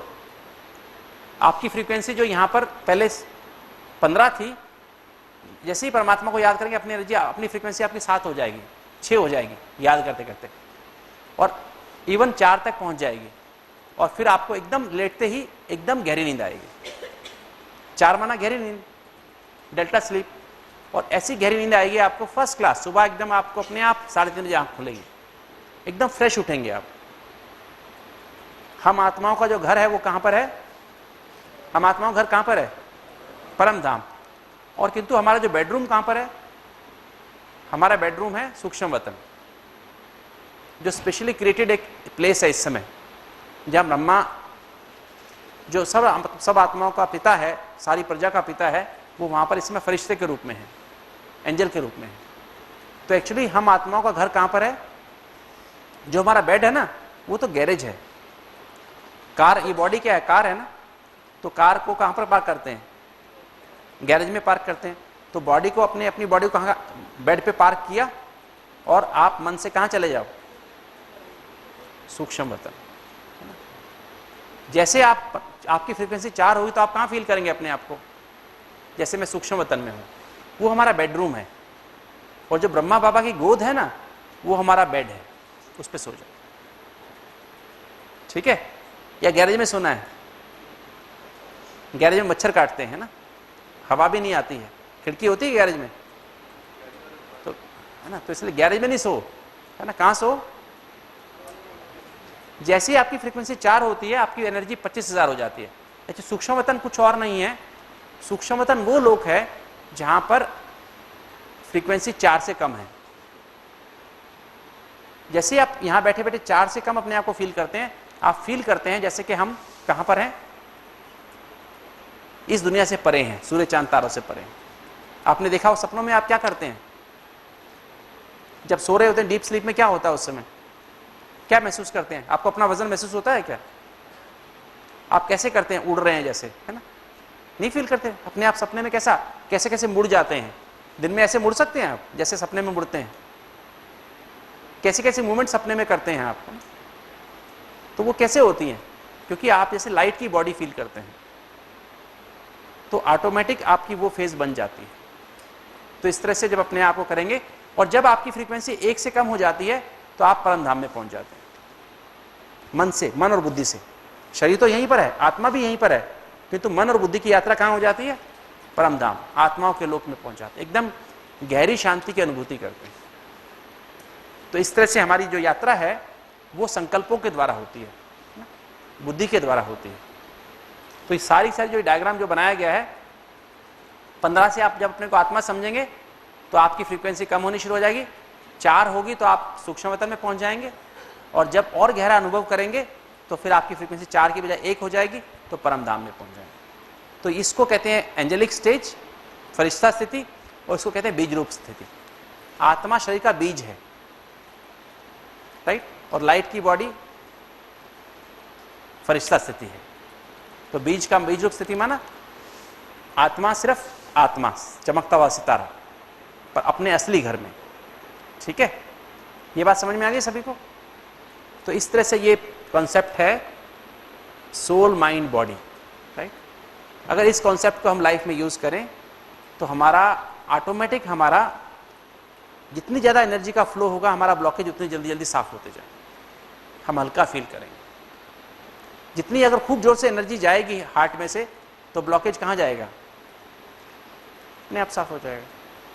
और जहाँ भी हमारे दर्द है, कमर में दर्द है, घुटने में दर्द है, अगर हम वहाँ खूब सारी एनर्जी का, जो एनर्जी वहाँ चाहिए वो एनर्जी खूब देंगे, वहाँ पर फ्लो देंगे, तो उस अंग में भी हमको फायदा महसूस होगा। लीवर में है, पेट में है, तो वहाँ एनर्जी कमी की वजह से स्ट्रेसिस हो गया है, ब्लॉकेज हो गई है ना, वहाँ जंग लग गया है जैसे।